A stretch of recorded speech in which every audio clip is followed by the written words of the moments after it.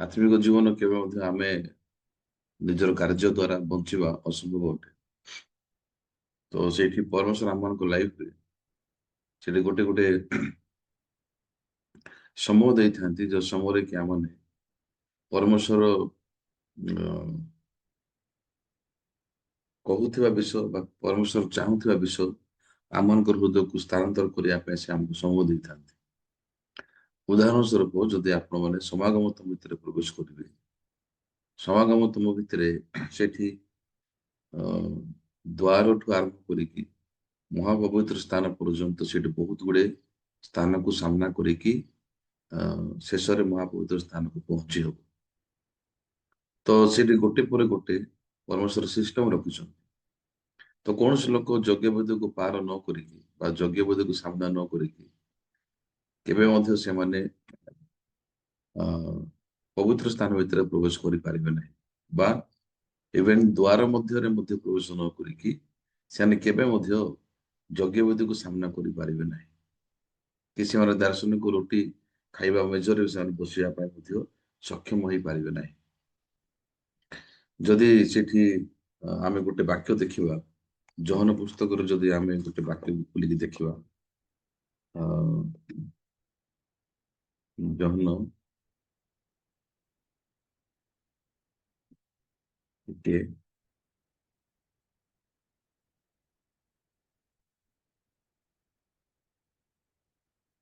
10 ପର୍ବ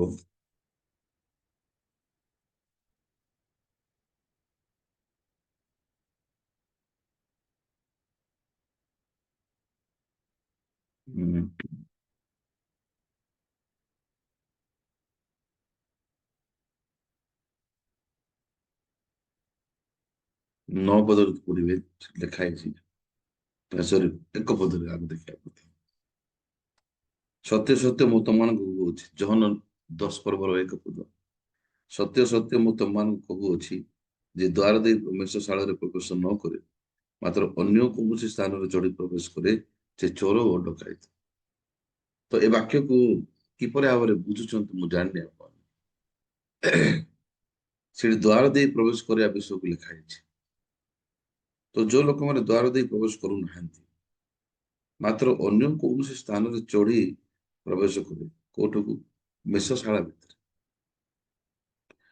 ତ ଦ୍ୱାର ଦେଇକି ପ୍ରବେଶ ନ କରିବା ଲୋକମାନେ ଅନ୍ୟ ପଥ ଦେଇ ବା ଯୋଉମାନେ ଅନ୍ୟ ରାସ୍ତାରେ ଯଦି ପ୍ରବେଶ କରୁଛନ୍ତି ମେଷଶାଳା ଭିତରେ, ସେମାନେ ହଉଛନ୍ତି ଚୋର ବା ଡକାୟତ। ତ ସମାଗମ ତମରେ କେବଳ ଗୋଟେ ମାତ୍ର ଦ୍ୱାର ଥାଏ ପ୍ରବେଶ କରିବା ପାଇଁ। ଆଉ ସେ ଦ୍ୱାର ଭିତରେ ପ୍ରବେଶ କଲା ପରେ ପ୍ରଥମେ ସେଠି ଯଜ୍ଞବେଦୀକୁ ସାମ୍ନା କରିବାକୁ ପଡିବ। ତ ସମାଗମ ତମ ଭିତରେ ଯେତିକିଟା ବିଷୟ ଗୁଡାକ ଅଛି ସାମ୍ନା କରିବା ପାଇଁ, ତାହା ଆମମାନଙ୍କୁ ବୁଝେଇଥାଏ ଆମର ଆତ୍ମିକ ଜୀବନ। ତ ଆମ ଆତ୍ମିକ ଜୀବନ କେବେ ମଧ୍ୟ ଆମ ହିସାବରେ ହେଇପାରିବ ନାହିଁ, ଆମର ନିଜ ଇଚ୍ଛା ଅନୁସାରେ ହେଇପାରିବ ନାହିଁ। ହେଲେ ଯଜ୍ଞବେଦୀ ପାଇଁ ପ୍ରଭୁ ଯାହା ନିୟମ ରଖିଛନ୍ତି ସେ ଅନୁସାରେ ହିଁ ଆମକୁ ସାମ୍ନା କରିବାକୁ ପଡିବ।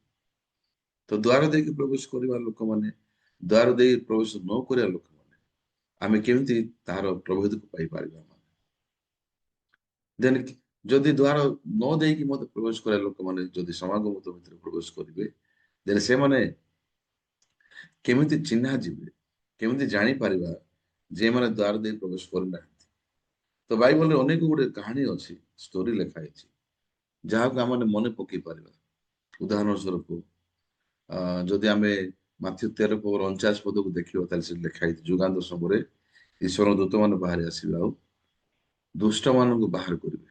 କୋଉମାନଙ୍କ ଗ୍ରୁପ? ଧାର୍ମିକ ମାନଙ୍କ ଲେଖା ହେଇଛି। ଦେନ ଦୂତମାନେ ବାହାରି ଆସିଲା ପୂର୍ବରୁ ଏ ଦୁଷ୍ଟ ମାନେ ଧାର୍ମିକ ମାନଙ୍କର ଭିତରେ ଦେଖା ଯାଉଛନ୍ତି ଧାର୍ମିକ।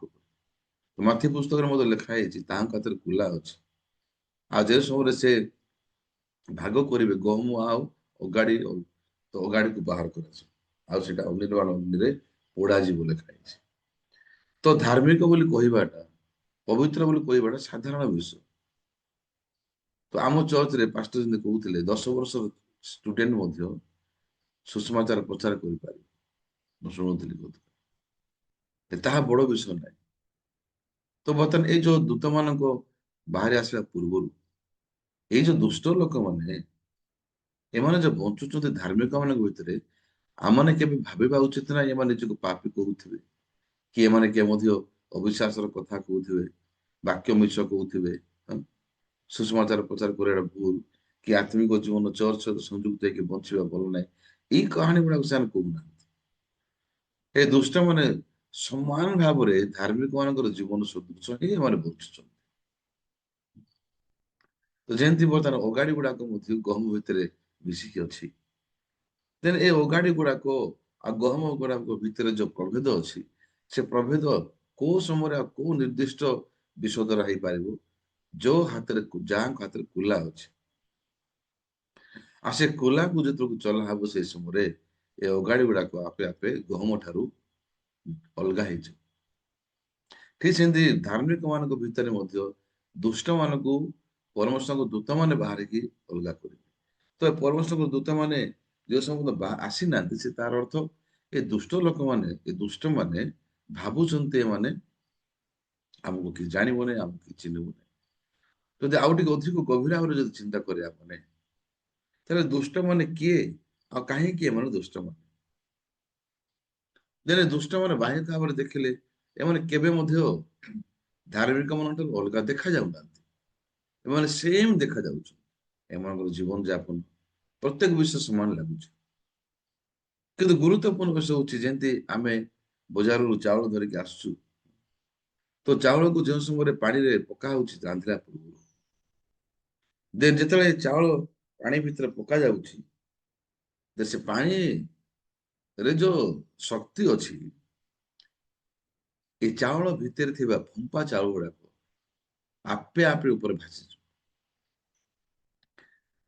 କିଛି ଆବଶ୍ୟକ ନାହିଁ ତାକୁ ଖୋଜିବା ପାଇଁ ନା, ହାତରେ ଗୋଟେ ଗୋଟେ ଚାଉଳକୁ ଖୋଜିବା ଆବଶ୍ୟକ ନାହିଁ। ଦେନ୍ ସେଠି ମଣ୍ଡଳୀ ଭିତରେ ଯେତେବେଳେ ବଞ୍ଚୁଛୁ ଆମମାନେ, ଅନେକ ସମୟରେ ଆମେ ଜାଣିପାରୁନୁ ଯେ ଆମେ ନିଜର ଚିନ୍ତା ଅନୁସାରେ ବଞ୍ଚିବାର ଜୀବନ ଯାପନ ଭୁଲ କରିବା ଠାରୁ, କି ମିଷ୍ଟେକ୍ କିଛି କରିବା ଠାରୁ ଆହୁରି ଅଧିକ ବଡ ବିପଦଗ୍ରସ୍ତ ବିଷୟ ପରମେଶ୍ୱର ସାମ୍ନାରେ। ତ ମଣ୍ଡଳୀ ଭିତରେ ଶୈତାନ କଣ କାମ କରୁଛି?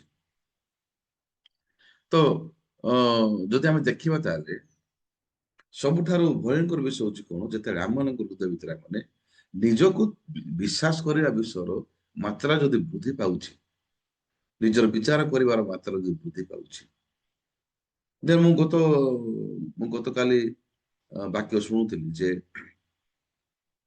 ପାଷ୍ଟର କହୁଥିଲେ, ଯଦିଓ ଆମେ ଈଶ୍ୱରଙ୍କର କାର୍ଯ୍ୟ ଆମ ଦ୍ୱାରା ହଉଛି, ଯଦି ଆମେ ଚର୍ଚ୍ଚରେ ବଞ୍ଚୁଛୁ, ଯଦି ଆମେ ଆମମାନଙ୍କ ଦ୍ୱାରା ପ୍ରଭୁଙ୍କ କାର୍ଯ୍ୟ ପ୍ରକାଶ ପାଉଛି, କିନ୍ତୁ ବର୍ତ୍ତମାନ ସୁଦ୍ଧା ଆମେ ହଉଛୁ ସେ ମନୁଷ୍ୟ,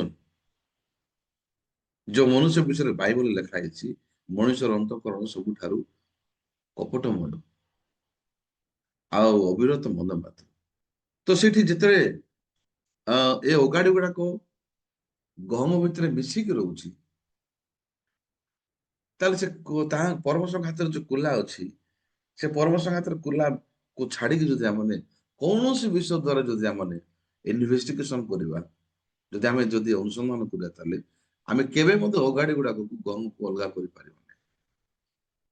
ତ ସେଠି ଲେଖା ହେଇଛି ବାଇବଲରେ, ଆପଣଙ୍କର ମନେ ଥିବ ଯେ ଯେତେବେଳେ ଅ ବୀଜ ବୁଣାଣି ଆସୁଛି, ସେଇ ସମୟରେ ସେ ବୀଜ ବୁଣୁଛି, ସେଇ ସମୟରେ କଣ୍ଟା ଗଛ ଉପରେ ପଡୁଛି ମଞ୍ଜି, ପଥରିଆ ଭୂମିରେ ପଡୁଛି।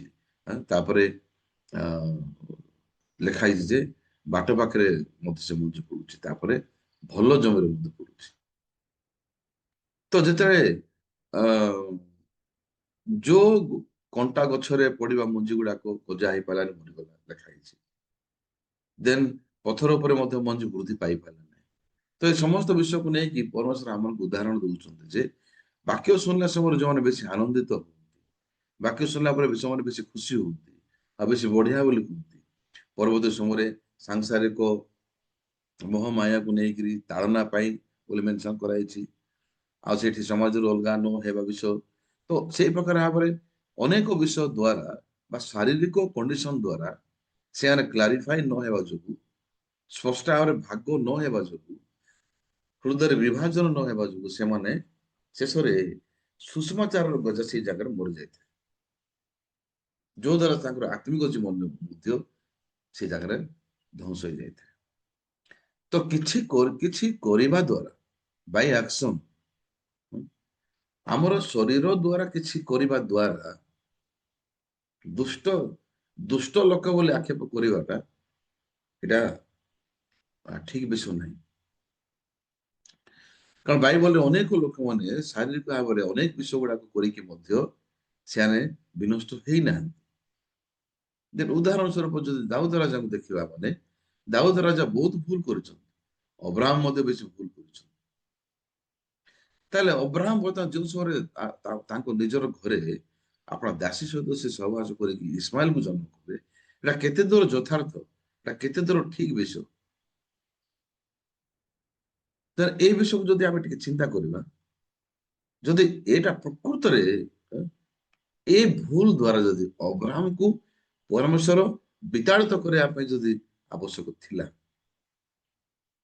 ଯଦି ରିଏଲ ଅବ୍ରାହମ ଯେଉଁ ସମୟରେ ଆପଣ ଦାସୀ ହାଗାର ସହିତ ସେ ସହବାସ କଲେ, ତେଣୁ ସେଇ ବିଷୟ ଯଦି ପ୍ରକୃତରେ ପରମେଶ୍ୱରଙ୍କୁ ବନେଇଥାନ୍ତା ଅବ୍ରାହମ ଠାରୁ ଆଶୀର୍ବାଦ ପ୍ରତିଜ୍ଞା ବାହାର କରିଦେବା ପାଇଁ, କି ଅବ୍ରାହମ ଯୋଉ ଭୁଲ କଲେ ତା ଦ୍ୱାରା ପରମେଶ୍ୱର ଅବ୍ରାହମକୁ ପରିତ୍ୟାଗ କରିବା ବିଷୟ ଯଦି ଥାନ୍ତା, କାହିଁକି କଲେ ନାହିଁ? କିନ୍ତୁ ବିପରୀତ ଭାବରେ ଅବ୍ରାହମଙ୍କ ସଦୃଶ ହଉ କି ବର୍ତ୍ତମାନ ଦାଉଦ ଯିଏକି ବତ୍ସେବାଙ୍କ ସହିତ ବ୍ୟଭିଚାର କଲେ, ସେ ମଧ୍ୟ ବହୁତ ବଡ ଭୁଲ କଲେ। କିନ୍ତୁ ଏଇ ଭୁଲ ଦ୍ୱାରା ପରମେଶ୍ୱର ନାଥନ ଭବିଷ୍ୟତ ବକ୍ତାଙ୍କୁ ପଠେଇଲେ ନାହିଁ ଦାଉଦଙ୍କ ପାଖକୁ ସେଇ ବିଷୟ କହିବା ପାଇଁ, ଯାହା ପରମେଶ୍ୱର ଦିନେ ସାମୁଏଲକୁ କହି ପଠେଇଲେ ସାଉଲ ପାଖକୁ କହିବା ପାଇଁ। ବୁଝିପାରୁଛନ୍ତି? ଦିନେ ସାଉଲ ପାଖକୁ ସାମୁଏଲକୁ ପରମେଶ୍ୱର ପଠେଇଲେ କଣ କହିବା ପାଇଁ, ଆଉ ପରମେଶ୍ୱର ନାଥନକୁ ପଠେଇଲେ ଦାଉଦଙ୍କ ପାଖକୁ କଣ କହିବା ପାଇଁ, ତାହା ସମାନ ନାହିଁ। ସାମୁଏଲକୁ ପରମେଶ୍ୱର କହିଲେ ଯୋଉ ଯାଇକି ସାଉଲକୁ କୁହ, ମୁଁ ଯୋଉ କାର୍ଯ୍ୟ କରିବା ପାଇଁ କହିଥିଲି, ଯୋଉ ବିଷୟ କରିବା ପାଇଁ କହିଥିଲି, ତୁ କାହିଁକି ତୁ କଲୁ? ତୁ କଣ ପାଇଁ ମୋର ବାକ୍ୟକୁ ତୁଚ୍ଛ କଲୁ? ତାର ଅର୍ଥ ଏଇ ଜାଗାରେ ଆମେ ପଏଣ୍ଟକୁ କାଢି ପାରିବା, ଏ ସାଉଲ ଆଉ ଦାଉଦ ଭିତରେ ପରମେଶ୍ୱର ସାଉଲକୁ ଅଗ୍ରାହ୍ୟ କଲେ। ଏଥିପାଇଁ ନାହିଁ ଯେ ସାଉଲ ବ୍ୟଭିଚାର କଲେ, ସାଉଲ କିଛି ଭୁଲ କଲେ। ଦେନ ସାଉଲ କଣ ପାଇଁ ପରମେଶ୍ୱରଙ୍କର ଠାରୁ ପରମେଶ୍ୱର ତାକୁ ବାହାର କଲେ? ତାର ଲେଖା ହେଇଛି ଯେ ତୁମ୍ଭେ ଆମ ବାକ୍ୟକୁ, ସଦାପ୍ରଭୁ ବାକ୍ୟକୁ ତୁଚ୍ଛ କଲ। ତାର ଅର୍ଥ ହଉଛି ସାଉଲ ପରମେଶ୍ୱର ବାକ୍ୟକୁ ତୁଚ୍ଛ କଲା, ପରମେଶ୍ୱର ବାକ୍ୟକୁ ସେ ଶୁଣିଲା ନାହିଁ। ଦେନ ପରମେଶ୍ୱରଙ୍କ ବାକ୍ୟକୁ ତୁଚ୍ଛ କରିବାର ବ୍ୟାକଗ୍ରାଉଣ୍ଡ ବା ପରମେଶ୍ୱର ବାକ୍ୟକୁ ତୁଚ୍ଛ କରିବା ଲୋକ କିଏ? ମଦ ପିଇବା ଲୋକ, ବେଶୀ ଟିଭି ଦେଖିବା ଲୋକ, ବେଶୀ ଭୁଲ କରିବା ଲୋକ। ପରମେଶ୍ୱରଙ୍କ ବାକ୍ୟକୁ ତୁଚ୍ଛ କରିବା ଲୋକ ସେ ନାହିଁ ଯିଏ କିଛି ଭୁଲ କରୁଛି। ଆଉ ଏକ୍ଜାକ୍ଟଲି ପରମେଶ୍ୱର ବାକ୍ୟକୁ ତୁଚ୍ଛ କରିବା ଲୋକ ହଉଛି ସିଏ ଯିଏ ବାକ୍ୟ ଠାରୁ ନିଜକୁ ଅଧିକ ବିଶ୍ୱାସ କରୁଛି, ବାକ୍ୟ ଠାରୁ ସେ ନିଜର ଚିନ୍ତାକୁ ଅଧିକ ଗୁରୁତ୍ୱପୂର୍ଣ୍ଣ ଦଉଛି, ବାକ୍ୟ ଠାରୁ ସେ ଅଧିକ ନିଜର ଧାରଣା, ନିଜର ବିଚାରକୁ ସେ ଅଧିକ ଗୁରୁତ୍ୱପୂର୍ଣ୍ଣ ଭାବରେ ତାର ହୃଦୟର କେନ୍ଦ୍ର ଜାଗାରେ ସେ ରଖିଅଛି। ସେଥିପାଇଁ ପରମେଶ୍ୱର ବାକ୍ୟକୁ ତୁଚ୍ଛ କରିବାର ଅର୍ଥ ନାହିଁ ଆମେ କିଛି ଭୁଲ କରିବା ଦ୍ୱାରା ପ୍ରଭୁ ବାକ୍ୟ ତୁଚ୍ଛ କରୁଛୁ, ତାର ଅର୍ଥ ତାହା ନୁହେଁ।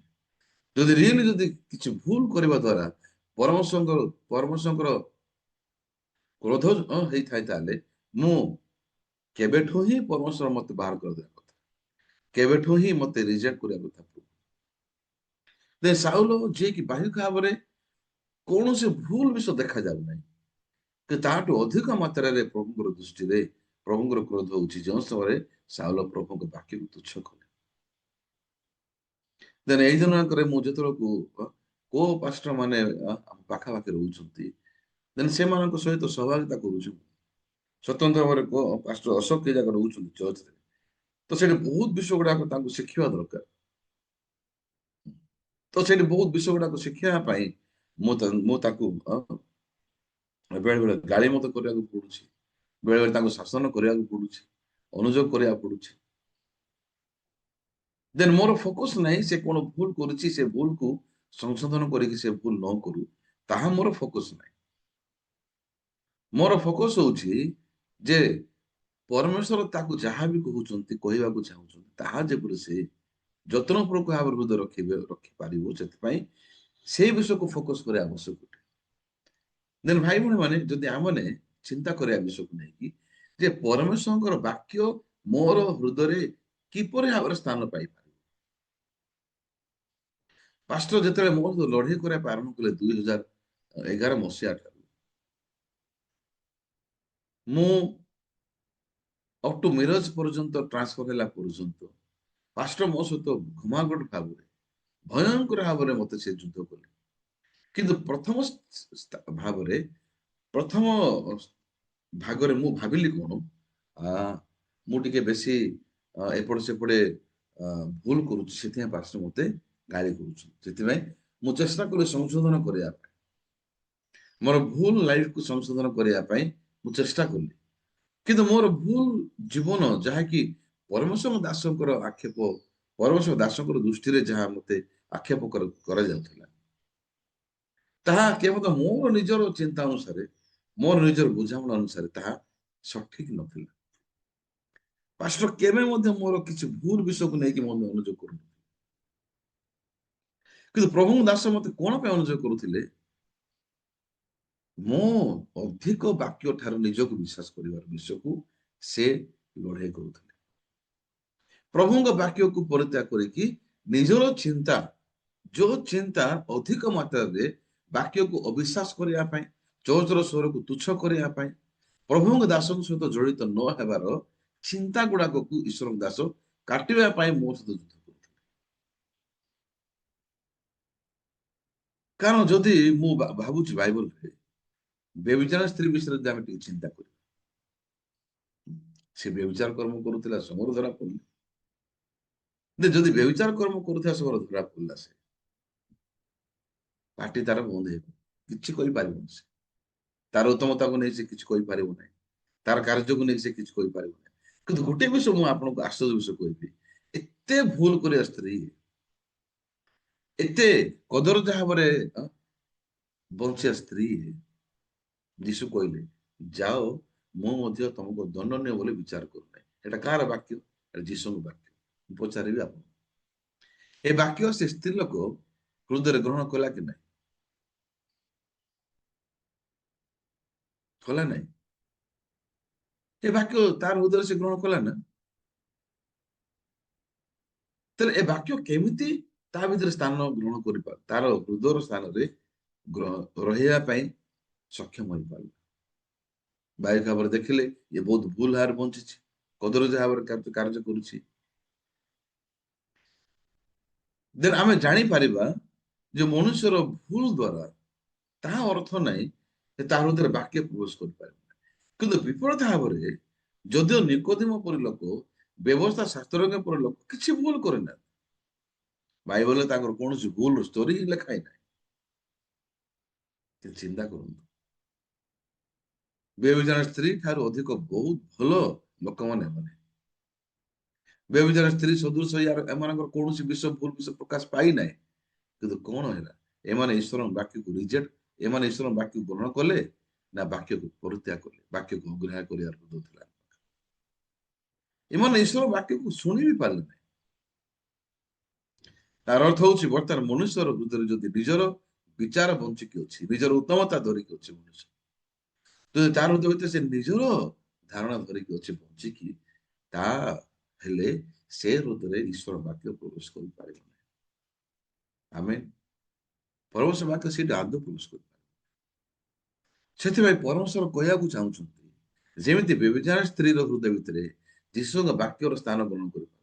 ଆପଣ ମନେ ପକାନ୍ତୁ, ରୋମିଓ ପୁସ୍ତକ 5 20 ପଦରେ ଗୋଟେ ବାକ୍ୟ ଲେଖା ହେଇଛି, ତାହା ଛଡା ବ୍ୟବସ୍ଥା ମଧ୍ୟ ପ୍ରବେଶ କଲା, ଆଉ ଅପରାଧ ଅପରାଧ ଅଧିକ ହେଲା ଲେଖା ହେଇଛି ନା ନାଇଁ? କିନ୍ତୁ ଯୋଉଠି ପାପ ଅଧିକ ହେଲା, ସେଇଠି କଣ ଅଧିକ ହେଲା ଲେଖା ହେଇଛି? ଅନୁଗ୍ରହ ଲେଖା ହେଇଛି। ହଁ, ଆମେ ଜାଣିପାରିବା ପରମେଶ୍ୱରଙ୍କ ଫୋକସ ନାହିଁ ଆମ ଶରୀରକୁ ସଜାଡ଼ିବା ପାଇଁ, ପରମେଶ୍ୱରଙ୍କର ଫୋକସ ହଉଛି ଆମ ହୃଦୟକୁ ସଜାଡ଼ିବା ପାଇଁ। କିନ୍ତୁ ଆଦମ ହବା ନିଜର ଶାରୀରିକ ଉଲ୍ଲଗ୍ନତାକୁ ସଜାଡ଼ିବାର ବିଷୟ ପରିବର୍ତ୍ତେ ହୃଦୟକୁ ସଜାଡ଼ିବା ପାଇଁ ଆବଶ୍ୟକ ଥିଲା। ସେଥିପାଇଁ ଆମମାନଙ୍କ ହୃଦୟ ଭିତରେ ପରମେଶ୍ୱରଙ୍କ ବାକ୍ୟ କେମିତି ସ୍ଥାନ ଗ୍ରହଣ କରିପାରିବ, ଆମମାନଙ୍କ ହୃଦୟ ଭିତରେ ପରମେଶ୍ୱର ବାକ୍ୟ କିପରି ବିଶ୍ୱାସଜନକ ହୋଇପାରିବ, ତାହା ପ୍ରଭୁଙ୍କର ଫୋକସ ଅଛି ଆମର। ତ ପରମେଶ୍ୱର ଦାସଙ୍କର ମୋ ଆଡକୁ ଯୋଉ ଅ, ଅନୁଯୋଗ ଥିଲା, ଗାଳି ଥିଲା, ତ ଏଗୁଡାକ କେତେ ଆଶ୍ଚର୍ଯ୍ୟ ଭାବରେ ମୁଁ ଯଦି ପରିପ୍ରକାଶ କରିବି ଆଜି ସକାଳେ, ସମ୍ମାନ ପାଇବାଟା ତୁଚ୍ଛୀକୃତ ହେବାଟା ଅଧିକ ଆଶୀର୍ବାଦ। ପ୍ରଶଂସା ପାଇବା ପରିବର୍ତ୍ତେ ଗାଳି ଶୁଣିବାଟା ହଉଛି ଅଧିକ ଲାଭ ମୋର ପ୍ରାଣ ପାଇଁ। ମୋର ଶରୀର ପାଇଁ ଭଲ ନାହିଁ, ମୋର ଶରୀର ପାଇଁ ଭଲ ନହିଁ ଥାଇପାରେ, କିନ୍ତୁ ମୋର ପ୍ରାଣ ପାଇଁ ବେଶୀ ମୂଲ୍ୟବାନ ଆଶୀର୍ବାଦ ଏଇଟା।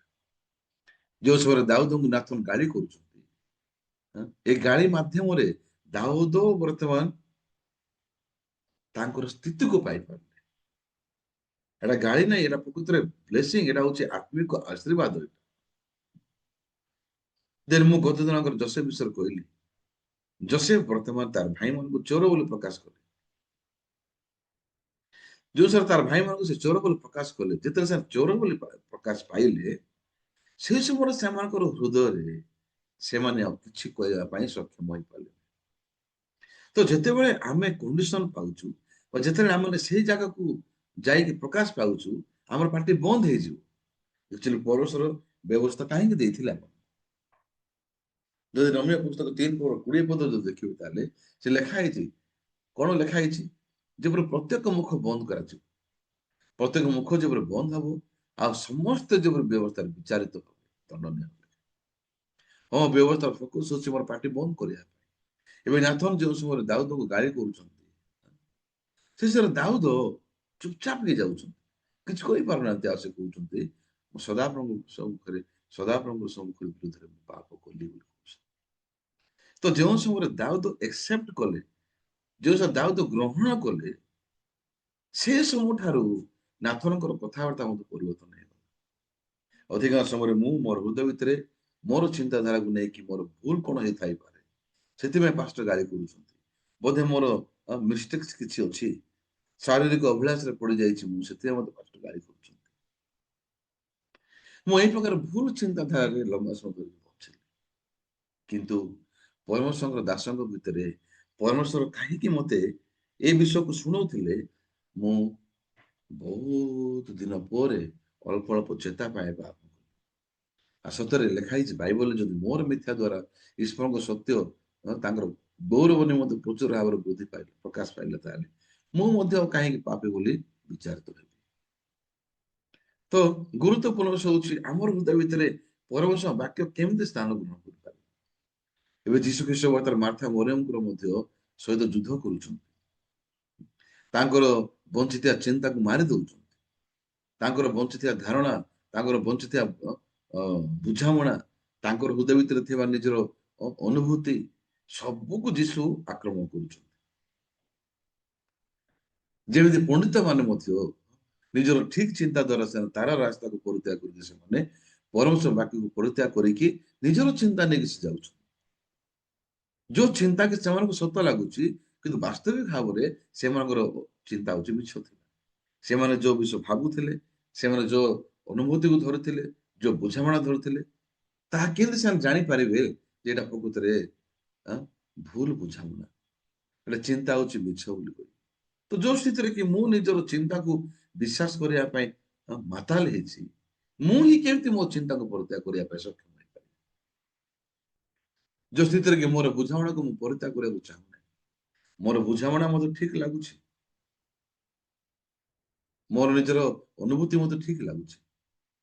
ଆଜି ମୁଁ କହିବାକୁ ଚାହୁଁଛି, ଆମମାନଙ୍କର ଠିକ ବୁଝାମଣା, ଆମେ ନିଜେ କଣ ସକ୍ଷମ ଏ ଠିକ ବୁଝାମଣାକୁ ଭୁଲ ବୁଝାମଣାକୁ କହିକି ଗ୍ରହଣ କରିବା ବିଷୟ? କୌଣସି କ୍ଷେତ୍ରରେ ପିତର ମାଛ ଧରିବାର ଜୀବନ ହଉଛି ପାପମୟ ଜୀବନ କହିକି ନିଜେ ସେ କେବେ ଜାଣିପାରିବେ ନାହିଁ। ଯଦି କିଏ ତାକୁ ବୁଝିବା ପାଇଁ ଆବଶ୍ୟକ, ଯଦି ପିତରଙ୍କୁ ବୁଝେଇ ପାରିବେ ଯେ ମାଛ ଧରିବାର ଜୀବନ ଯାପନ ହଉଛି ପାପମୟ ଜୀବନ, ତାହେଲେ ଏକମାତ୍ର ଯୀଶୁ ଖ୍ରୀଷ୍ଟ ହିଁ ତାକୁ ବୁଝେଇ ପାରିବେ। କାରଣ ତାକୁ ବୁଝିବା ପାଇଁ କଣ, ତାକୁ ସେଇଟା ବୁଝିବା ପାଇଁ ମଧ୍ୟ ଜଣକୁ ଆବଶ୍ୟକ କଣ? ଯିଏ ବୁଝିବା ପାଇଁ ଚାହିଁବ ପିତରକୁ, ମାଛ ଧରିବାର ଜୀବନ ତୁ ଛାଡି କହିକି, କଣ ପାଇଁ ଜଣେ ଲୋକ ବୁଝେଇବ? ତାର ଲାଭ କଣ ବୁଝେଇ? କିନ୍ତୁ ଯୀଶୁ କାହିଁ ବୁଝେଇଲେ ପିତରଙ୍କୁ ଜାଣିଛନ୍ତି? କାରଣ ଯୀଶୁଙ୍କର ଇଣ୍ଟରେଷ୍ଟ ଥିଲା ପିତରଙ୍କ ଆଡେ। କାହିଁକି ମୁଁ ଅଶୋକକୁ ଗାଳି କରୁଛି? କାରଣ ମୋର ଇଣ୍ଟରେଷ୍ଟ ଅଶୋକକୁ ବଢେଇବା ପାଇଁ। ମୁଁ ତାକୁ କହିବା ପାଇଁ ମୁଁ ତାକୁ କହିଲି ସେ ଯେତିକି ଶାରୀରିକ ରିଲେସନସିପ, ଶାରୀରିକ ସମ୍ପର୍କ ବିଷୟକୁ ତୁ କାଟି ପକା। ଯଦି ଶାରୀରିକ ଜଡିତ ସମ୍ପର୍କ ବିଷୟରୁ ଚେର ଯଦି କାଟିବ ନାହିଁ, ତାହେଲେ ପରବର୍ତ୍ତୀ ସମୟରେ ମିନିଷ୍ଟ୍ରିକୁ ପଠାଗଲେ ସେଠି ଅନେକ ସମସ୍ୟାର ସମ୍ମୁଖୀନ କଲା ଟାଇମରେ, ଯେମିତି ସାଉଲ ରାଜାଙ୍କ ପାଖରେ ଯଦିଓ ସେଠି ବହୁତ ବୀର ପୁରୁଷ, ବହୁତ ବଡ ବଡ ଶକ୍ତିଶାଳୀ ଲୋକମାନେ ସାଉଲଙ୍କର ପାଖରେ ଥିଲେ, କିନ୍ତୁ ସାଉଲ ଯେଉଁ ସ୍ତରରେ ଘୋଡିଛନ୍ତି ମୁହୂର୍ତ୍ତର ସମ୍ମୁଖୀନ କଲେ, ମୃତ୍ୟୁ ମୁଖରେ ସମ୍ମୁଖୀନ କଲେ, ସେହି ସମୟରେ ତାର ଚାରିଆଡେ କିଏ ବି ନଥିଲା ତାକୁ ସାହାଯ୍ୟ କରିବା। ତେଣୁ ଆମ ଜୀବନରେ ଆମର ସେ ବୀର ପୁରୁଷ ବଳବାନ ଲୋକମାନଙ୍କୁ ଆବଶ୍ୟକ ଗୋଟେ ଜମା କରିବା ପାଇଁ, ଯୋଉମାନେ କି ଆମର ସଠିକ ସମୟରେ ଆମକୁ ପରିତ୍ୟାଗ କରିକି ଛାଡିଯିବେ। ଯଦି ସେ ଲୋକମାନେ ଆମ ସହିତ ଉତ୍ତମ ପରିସ୍ଥିତିରେ, ଭଲ ପରିସ୍ଥିତିରେ ଆମ ସହିତ ଅ, ରହିଲା ପରେ ଦେଖା ଯାଉଛନ୍ତି, କିନ୍ତୁ ବିପରୀତ ଭାବରେ ଯୋଉ ସମୟରେ ମତେ ନିହାତି ସାହାଯ୍ୟ ଦରକାର, ମୋର ଯତ୍ନ ନେବା ଦରକାର, ସେଇ ସମୟରେ ଯଦି ସେମାନେ ମତେ ମୋ ପାଇଁ କିଛି ଲାଭଯୁକ୍ତ ହେଇପାରୁନାହାନ୍ତି, ତାହେଲେ ସେମାନେ ବୀର ପୁରୁଷ ହେଇକି ଲାଭ କଣ? ସେମାନେ ଯୋଦ୍ଧା ହେଲେ ଲାଭ କଣ? ଏବେ ନାମାନ ବିଷୟରେ ମତେ କହୁଥିଲେ ସେଦିନ। ସମ୍ଭ୍ରାନ୍ତ ବ୍ୟକ୍ତି ଥିଲା, ସେନାପତି ଥିଲା, ସେ ମହାବିକ୍ରମଶାଳୀ ଲୋକ ଥିଲା, କିନ୍ତୁ କଣ ଲାଭ ସେଇଟା ତାର କୁଷ୍ଠ ରୋଗ ବିଷୟରେ ଭଲ କରିବା ବିଷୟକୁ ନେଇ କିଛି ଲାଭ ନାହିଁ। ତ ମୋର ନିଜର ବୁଝାମଣା, ମୋ ଆତ୍ମା ପାଇଁ କିଛି ଲାଭ ଆଗ ନାହିଁ, ମୋର ଠିକ ଚିନ୍ତାଧାରା ମୋର ପ୍ରାଣ ପାଇଁ, ମୋର ଆତ୍ମିକ ଜୀବନ ପାଇଁ କିଛି ମଧ୍ୟ ଲାଭଯୁକ୍ତ ନୁହେଁ। ହେଲେ ପରିତ୍ରାଣ ପାଇଲା ପୂର୍ବରୁ ଶୈତାନ ଲୋକମାନଙ୍କୁ କୋଉ ମାଧ୍ୟମରେ ଧରୁଛି? ଆଉ ତମେ ବେଶୀ ଭୁଲ କରୁଛ, ତମେ ବେଶୀ ଭୁଲ ଭାବରେ ବଞ୍ଚୁଛ, ତମେ ବେଶୀ ପାପ କରୁଛ, ସେଥିପାଇଁ ତମେ ପାପୀ, ସେଥିପାଇଁ ତମକୁ କାନ୍ଦିବାକୁ ପଡିବ, କାନ୍ଦି କାନ୍ଦି ମନ ପରିବର୍ତ୍ତନ କରିବାକୁ ପଡିବ, ଅଧିକ ଚର୍ଚ୍ଚ ଯିବାକୁ ପଡିବ, ଅଧିକ ଭଲ କାମ କରିବାକୁ ପଡିବ, ଅଧିକ ଟଙ୍କା ଦେବାକୁ ପଡିବ ଚର୍ଚ୍ଚରେ, ଅଧିକ ଉପବାସ କରିବାକୁ ପଡିବ। ଏଗୁଡାକ ମାଧ୍ୟମରେ ଶୈତାନ ପରିତ୍ରାଣ ନ ପାଇବା ଲୋକମାନଙ୍କୁ ଠକୁଛି। କିନ୍ତୁ ବର୍ତ୍ତମାନ ଗୁରୁତ୍ୱପୂର୍ଣ୍ଣ ହଉଛି ପରିତ୍ରାଣ ପ୍ରାପ୍ତ ଲୋକମାନଙ୍କୁ ଶୈତାନ କୋଉ ମାଧ୍ୟମରେ ଧରୁଛି? ଏଇଟା ହଉଛି ବହୁତ ଡେଞ୍ଜର ବିଷୟ। ଯୋଉଥିରେ ଆମେ ପ୍ରଭୁଙ୍କ ବାକ୍ୟ ସାମ୍ନାରେ ନିଜର ଚିନ୍ତାକୁ, ନିଜର ଧାରଣାକୁ, ନିଜର ବୁଝାମଣାକୁ କହୁଛୁ ତ ରଖିଛୁ, ତାହେଲେ ଏଇଟା ପାପୀ ମାନଙ୍କ ପାପ ଠାରୁ ଆରେ ବହୁତ ଭୟଙ୍କର ପାପ। ପାପୀ ମାନେ ଯେପରି ଅବିଶ୍ୱାସ କରୁଛୁ, ଯୀଶୁଙ୍କ ରକ୍ତକୁ ବିଶ୍ୱାସ କରୁନାହାନ୍ତି, ଆମେ ଧାର୍ମିକ କରୁ। କିନ୍ତୁ ଆମେ ଧାର୍ମିକ ହେଲା ପରେ ମଧ୍ୟ ପ୍ରଭୁଙ୍କ ବାକ୍ୟ ବିଶ୍ୱାସ ନ କରିକି ଆମେ ଆମର ବିଚାର, ଆମେ ଆମର ନିଜର ଧାରଣା, ଆମେ ଆମର ନିଜର ବୁଝାମଣାକୁ ଧରିକି ଚର୍ଚ୍ଚରେ ଦେଖା ଯାଉଛୁ, କିନ୍ତୁ ପ୍ରଭୁ ଏ ବିଷୟକୁ ନେଇକି ସଦାବେଳେ ଆମ ସହିତ ଝଗଡା କରୁଛୁ। ସେଥିପାଇଁ ଆମେ ଯୋଉ ପାଷ୍ଟର୍ସ ମିଟିଂ ଆଟେଣ୍ଡ କରୁଛୁ, ପାଷ୍ଟର୍ସ ମିଟିଂରେ ଆମେ କ୍ରମାଗତ ଭାବରେ ଖାଲି ଅନୁଯୋଗ ଶୁଣୁଛୁ। ଏଇଟା ଲାଜ ଲାଗିବା ବିଷୟ ହିଁ ନାହିଁ, ଏଇଟା ସତ କଥା। ପାଷ୍ଟର ସେଦିନ କହୁଥିଲେ ଆମମାନଙ୍କୁ, ତମେ ଯଦିଓ 30 ବର୍ଷ 25 ବର୍ଷ ସିନିୟର ଭାବରେ ପାଷ୍ଟର କାମ କରୁଛ, ତମେ ଘର ଛାଡିଛ, ତମେ ଘର ଛାଡିଛ କି ତମେ ଅନେକ ଗୁଡିଏ ଅ, ପ୍ରଚାର କରିଛ କି ତମେ ଅ, ଯାହା ବି କରିଥାଇପାର, ପାର୍ଟି ବନ୍ଦ କର ତମେ ଏ ବିଷୟ କରିବା ପାଇଁ। ଯଦି ଏମିତି କହୁଛ ତାହେଲେ ତମେ ଶୈତାନ ମାନୁ। ଭିତର ଡଙ୍ଗା ଛାଡିଲା ବୋଲି କହିଲା, ଘର ଛାଡିଲା ବୋଲି କହିଲା, ସାଙ୍ଗସାଥି ଛାଡିଲା ବୋଲି କହିଲା, ମାଛ ଧରିବାର ଲାଇଭ କାଟି ଛାଡିଦେଲି ବୋଲି କହିଲା। ଏଇଟା କହିବା ଦ୍ଵାରା କଣ ସେ ସେଇଦିନ ଗ୍ରହଣ କରିପାରିଲାନି? ଯୀଶୁ କହିବା ବିଷୟ, ତୁ ମତେ ଆଜି 2 ଥର କୁକୁଡ଼ା ଡାକିଲା ପରେ 3 ଥର ସ୍ୱୀକାର କରିବୁ ନାଇଁ ବୋଲି ବାହାରୁଛି ତାର ଫାଟିଲ ସିଧା ନାଇଁ କହିବାର ଅର୍ଥ କଣ? ବେଶୀ ଭୁଲ କରୁଥିଲା ସେ, ମଦ ଗଞ୍ଜେଇ ପିଇଥିଲା ତା ପୂର୍ବରୁ, ସେଥିପାଇଁ ନିଶାରେ ଥିବ, ନିଶା ଛାଡି ନଥିଲା ବୋଲି କହିକି ସେ ନାଇଁ କହିଦେଲେ କି? ନାଇଁ, ସେ କିଛି ଭୁଲ କରୁଥିଲା ତା ପୂର୍ବ ଦିନ, ସେଥିପାଇଁ ସେ ନାଇଁ କହିଲା, ସେମିତି ନୁହେଁ। କାରଣ ଯୀଶୁଙ୍କୁ ଭେଟିଲା ପରେ ମଧ୍ୟ ସେ ନିଜର ଠିକ ଚିନ୍ତାକୁ ପରିତ୍ୟାଗ କରୁନଥିଲା, ନିଜର ବୁଝାମଣାକୁ ସେ ପରିତ୍ୟାଗ କରୁନଥିଲା, ନିଜର ଅନୁଭୂତିକୁ ସେ शैतान बोले आविष्कार न कर जो से कंटिन्यू से जीसु सामने कौच नाई प्रभु आप ठीक कहना मु ठीक जानी मु स्वीकार करी तो केते भयंकर विषय तेल परित्राण पाइला आम क्रमागत भाव जदि ए पार्ट ए अंश जदि आम स्पष्ट रेखा जदि आम भीतर ना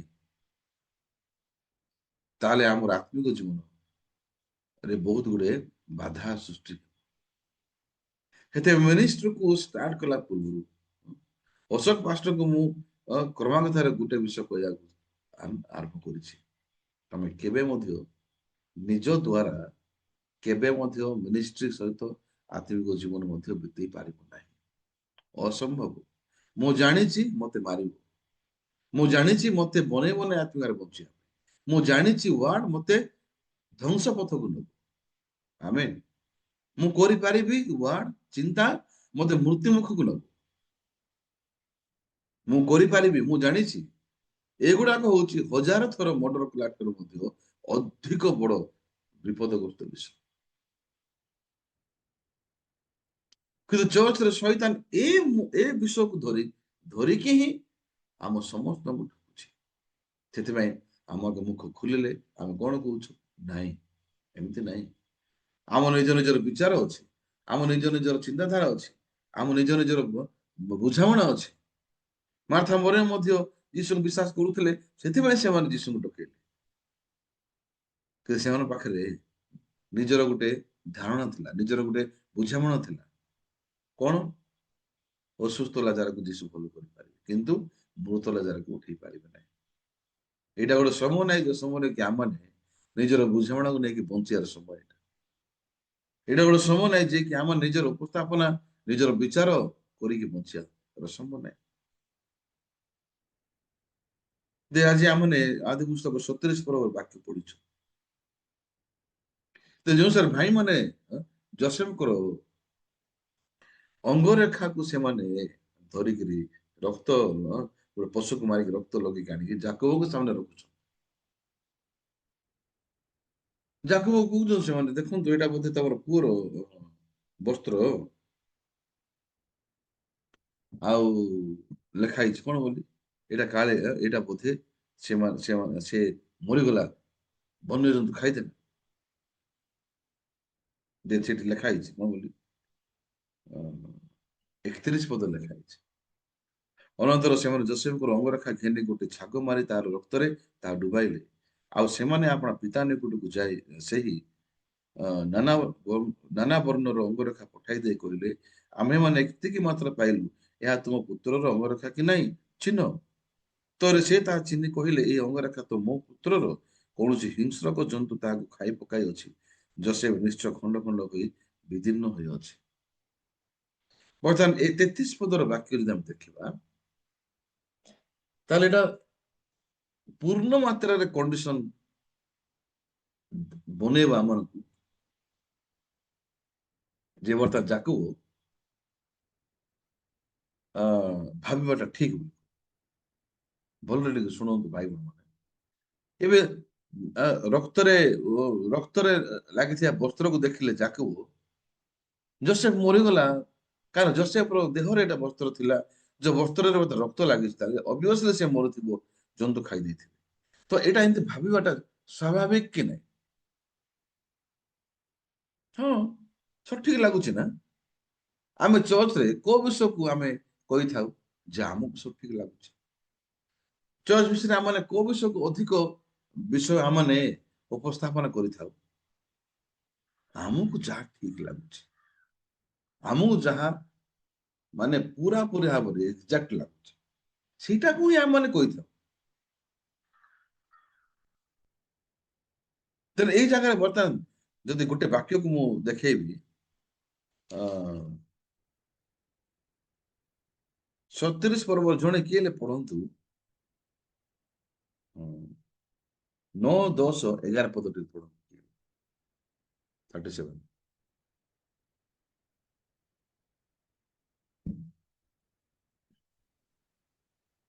ଅନନ୍ତର ଆଉ ଗୋଟିଏ ସ୍ୱପ୍ନ ଦେଖି ଭାଇମାନଙ୍କୁ ଜଣାଇ କହିଲା ଦେଖ ମୁଁ ଆଉ ଏକ ସ୍ୱପ୍ନ ଦେଖିଅଛି ଦେଖ ସୂର୍ଯ୍ୟ ଓ ଚନ୍ଦ୍ର ଓ ଏକାଦଶ ନକ୍ଷତ୍ର ମୋତେ ପ୍ରଣାମ କଲେ, ମାତ୍ର ସେ ଆପଣା ପିତା ଓ ଭାଇମାନଙ୍କ ସାକ୍ଷାତରେ ତାହା କହନ୍ତେ, ତାହାର ପିତା ତାହାକୁ ଧମକାଇ କହିଲେ, ତୁ ଏ କି ପ୍ରକାର ସ୍ୱପ୍ନ ଦେଖିଲୁ? ମୁଁ ଓ ତୋ ମାତା ଓ ତୋ ଭାତୃଗଣ ଆମ୍ଭେମାନେ କି ଭୂମିଷ୍ଠ ହୋଇ ତତେ ପ୍ରଣାମ କରିବାକୁ ଆସିବୁ? 11 ପଦ ପଢିଲୁ। 11 ପଦ ଲେଖା ତହିଁରେ ତାହାର ଭାଇମାନେ ତାକୁ ଈର୍ଷା କଲେ, ମାତ୍ର ତାହାର ପିତା ସେଇ କଥା ମନେ ରଖିଲେ। ଏବେ ଯାକୋବଙ୍କର ମନେ ରଖିଲେ ସେ କୋଉ ବିଷୟ? ଯୋସେଫଙ୍କର ସ୍ୱପ୍ନ। ଯୋସେଫ ବର୍ତ୍ତମାନ ଦିଟା ସ୍ୱପ୍ନ ଦେଖିଲେ ହେଲା। ଦେନ୍ ଆପଣମାନେ ସମସ୍ତେ ଜାଣିଛନ୍ତି ଏ ସ୍ୱପ୍ନକୁ ଯଦି ଆମେ ଯଦି ଏଠି ପଢିଲୁ ତାହେଲେ ଆମେ ଜାଣିଲୁ ଯେ ଯୋସେଫ ଦିନେ ଆଗକୁ ଗଭର୍ଣ୍ଣର ହେବେ, ଆଉ ସେ ମିଶ୍ର ଦେଶର ଗଭର୍ଣ୍ଣର ହେବେ, ଆଉ ସେ ଦୁର୍ଭିକ୍ଷକୁ ସାମ୍ନା କରିକି ଦୁର୍ଭିକ୍ଷକୁ ପରିଚାଳନା କରିବେ। ଏନି ହାଉ ପରମେଶ୍ୱର ବର୍ତ୍ତମାନ ସ୍ୱପ୍ନ ଦେଲେ ଯୋସେଫକୁ ବୋଲି ଯାକୋବ ଜାଣିଲେ, ଆଉ ସେଟାକୁ ମନେ ରଖିଲେ। ହେଲେ ବର୍ତ୍ତମାନ ମୁଁ କହିବାକୁ ଚାହୁଁଛି 37 ପର୍ବର ଯୋଉ 33 ପଦ ଏବେ ପଢିଛୁ ଆମେ, 33 ପଦର ବାକ୍ୟରେ ଏବେ ଯାକୋବଙ୍କ ସାମ୍ନାରେ ଦେଖୁଥିବା ପରିସ୍ଥିତି ଯୋଉ ଅଙ୍ଗରେଖାରେ ରକ୍ତ ଲାଗିଛି, କିନ୍ତୁ ବର୍ତ୍ତମାନ 37 ପର୍ବର 11 ପଦରେ ଯାକୋବଙ୍କର ମନରେ ବର୍ତ୍ତମାନ ଈଶ୍ୱରଙ୍କର ଦେଇଥିବା ସ୍ୱପ୍ନର ବିଷୟ ଯାକୋବ ମନେ ରଖିଲେ। ହେଲେ ଏବେ ମନେ ରଖିବା ବିଷୟ ଇଏ ଭୁଲି ଯାଇଛନ୍ତି, ଆଉ ଦେଖୁଥିବା ବିଷୟକୁ ସେ ବର୍ତ୍ତମାନ ବିଶ୍ୱାସ କରୁଛି। ତାର ଦେଖୁଥିବା ବିଷୟ ତାଙ୍କୁ ପୁରାପୁରି ସତ ଲାଗୁଛି। ହେଲେ ଦେଖୁଥିବା ବିଷୟ ପ୍ରେଜେଣ୍ଟଲି ବର୍ତ୍ତମାନ ସେଇଟା ସତ ବାସ୍ତବିକ ଭାବରେ ନା ପରମେଶ୍ୱର ଦେଇଥିବା ପ୍ରତିଜ୍ଞା ତାହା ସତ ପ୍ରକୃତିରେ ଯୋସେଫ ପାଇଁ। ଏବେ ଯୋସେଫ ପାଇଁ ପ୍ରଭୁ ଗୋଟେ ପ୍ରତିଜ୍ଞା ଦେଇଛନ୍ତି ଯେ ଆଗକୁ ସେ ଗଭର୍ଣ୍ଣର ହେବେ। କିନ୍ତୁ ବର୍ତ୍ତମାନ ଯୋସେଫଙ୍କ ସାମ୍ନାରେ ବର୍ତ୍ତମାନ ଯାକୋବଙ୍କ ସାମ୍ନାରେ ବର୍ତ୍ତମାନ ଯୋସେଫଙ୍କର ଡ୍ରେସ ଦେଖାଯାଉଛି, ନାନା ରଙ୍ଗର ବସ୍ତ୍ର, ଯାହାକି ବର୍ତ୍ତମାନ ରକ୍ତ ଲାଗିଛି। ଏ ଦିଟା ବିଷୟରେ ବର୍ତ୍ତମାନ ଯୋସେଫ କାହାକୁ ବେଶୀ ବିଶ୍ୱାସ କଲେ? ପ୍ରଭୁ ଦେଇଥିବା ସ୍ୱପ୍ନକୁ ସେ ଅଧିକ ଗୁରୁତ୍ୱପୂର୍ଣ୍ଣ ଦେଲେ କି ନାଇଁ? ଏବେ ଦେଖୁଥିବା ପରିସ୍ଥିତିକୁ ନେଇକି ସେ ରିଆକ୍ଟ କରୁଛନ୍ତି। ଯଦି ରିଏଲି ଆମେ ଏମିତି ଭାବିବା, ପାଷ୍ଟର କଣ କରିବ? ସେ ପିନ୍ଧିଥିବା ବସ୍ତ୍ର ଯଦି ରକ୍ତ ଲାଗିଛି ବୋଲି ବିଶ୍ୱାସ ନ କଲେ କେମିତି କରିପାରିବ? ଆମେ ସମାନ ଏମିତି କଥା ହଉଛୁ। ଆମେ ଯେଉଁ ସମୟରେ ବିଚାର କରୁଛୁ, ଆମେ ଯେଉଁ ସମୟରେ ଠିକ ବୁଝାମଣା ଧରିକି ଆମେ କଥାବାର୍ତ୍ତା କରୁଛୁ, ଆମକୁ ଠିକ ଆକା ଲାଗୁଛି। କିନ୍ତୁ ବିପଦାରେ ମୁଁ ଏଇ ଯାକୋବଙ୍କର ହୃଦୟ ସ୍ଥିତିକୁ ଯଦି ମୁଁ ଆଉ ଜଣଙ୍କ ସହିତ କମ୍ପେୟାର କରିବି ଜାଗାରେ, ତାହେଲେ ଯାକୋବ ଯଦି ଏମିତି କରିବାଟା ଠିକ ବିଷୟ ଲାଗୁଛି, ଯାକୋବ ଏମିତି ଭାବିବାଟା ଯଦି ସଠିକ ଲାଗୁଛି, ତାହେଲେ ଅବ୍ରାହମଙ୍କ ବିଷୟରେ କେମିତି ଭାବିବ? ଏବେ ଅବ୍ରାହମ କେମିତି କହିପାରିଲେ ତାର ଦାସ ମାନଙ୍କୁ ତମେ ଏଠି ଥାଅ, ମୁଁ ଆରେ ମୋର ପୁତ୍ର ଯିବୁ, ଆଉ ବଳି ଦେଇକି ନୈବେଦ୍ୟ ଉତ୍ସର୍ଗ କରିକି we will come back ବୋଲି ସେ କହୁଛନ୍ତି, ଆମେ ଫେରି ଆସିବା ବୋଲି ଲେଖା ହେଇଛି। ମୁଁ ଫେରି ଆସିବି କହୁନାହାନ୍ତି ସେ। ମୁଁ ଆପଣଙ୍କୁ ପଚାରିବାକୁ ଚାହୁଁଛି, ଅବ୍ରାହମ ଯେଉଁ ସମୟରେ କହିଲେ ଯେ ଆମେ ନୈବେଦ୍ୟ ଉତ୍ସର୍ଗ କାମ କଲା ପରେ ଆମେ 2 ଜଣ ଫେରିବୁ କହିଲେ, ନା ମୁଁ ଜଣେ ଫେରିବି ବୋଲି କହିଲେ? 2 ଜଣ ନା ନାଇଁ, ଜଣେ ଫେରିବି ବୋଲି କାହିଁକି କହୁନାହାନ୍ତି? କାହିଁକି ସେ କହିଲେ ନାହିଁ ଜଣେ ଫେରିବି? ବିକଜ ସେ ଜାଣିଥିଲେ ଇସାକ ମରିବ ନାହିଁ। ଆମେନ୍। କେମିତି ଜାଣିଥିଲେ ସେ ଇସାକ ମରିବ ନାହିଁ କହି? ଅଧିକ ବିଶ୍ୱାସ ଥିଲା ତାଙ୍କ ପାଖରେ, ଅଧିକ ଶକ୍ତିଶାଳୀ ଅବ୍ରାହମ ଥିଲେ ଯାକୋବଙ୍କ ଠାରୁ। ସେଥିପାଇଁ ନା, ପରମେଶ୍ୱର ଦେଇଥିବା ବାକ୍ୟ ଅବ୍ରାହମଙ୍କ ଭିତରେ ବଞ୍ଚିକି ଅଛି। କୋଉ ବାକ୍ୟ? ଇସାକ ଠାରୁ ଏକ ମହାନ ଗୋଷ୍ଠୀ ଉତ୍ପନ୍ନ। ବାକ୍ୟର ଶକ୍ତି ପାଇଁ ଅବ୍ରାହମ କରିପାରିଲେ ଇସାକ ମରିବ ନାହିଁ। ଆମେନ୍। ଯାକୋବ କଣ ପାଇଁ କହିପାରିଲେ ନାହିଁ ଏଇଟା କଦାପି ନାହିଁ, ମୋ ପୁଅ ମରି ନାହିଁ? ବାକ୍ୟ ନଥିବା ଯୋଗୁଁ ସେ ସେମିତି କହିଲେ ନା, ପ୍ରକୃତିରେ ଯୋସେଫ ମରିଗଲା, ସେଥିପାଇଁ ସେ କହିଲେ। ସେ କଣ ପାଇଁ କହିପାରିଲେନି ଅବ୍ରାହମ ସଦୃଶ ମୋ ପୁଅ ମରି ନାହିଁ? ଏ ବସ୍ତ୍ରରେ ରକ୍ତ ଲାଗିଲେ ମଧ୍ୟ ମୋର ପୁଅ ମରି ନାହିଁ। ଅବ୍ରାହମ କହିଲେ ଇସାକ ମରିବ ନାହିଁ। ଖଣ୍ଡା ଯଦିଓ ଅବ୍ରାହମ ବାହାର କଲେ, କିନ୍ତୁ ସେ ଖଣ୍ଡା ବାହାର କରିବାର ହୃଦୟରେ ଅବ୍ରାହମ ଏକ୍ସାଇଟମେଣ୍ଟ ଅଛନ୍ତି। ମୁଁ ଦେଖିବି ବର୍ତ୍ତମାନ ପିଲା ମଲା ବୋଲେ ପ୍ରଭୁ ମିଛ ହେବେ, ଇସାକ ମରିଗଲା ବୋଲେ ପ୍ରଭୁ ମିଥ୍ୟାବାଦୀ ହେଇଯିବେ। ଆଉ ପ୍ରଭୁ ମିଥ୍ୟାବାଦୀ ହେବା ପାଇଁ କଣ ଇସାକୁ ପ୍ରତିଜ୍ଞା ଦେଇଛନ୍ତି କି? ନାଇଁ।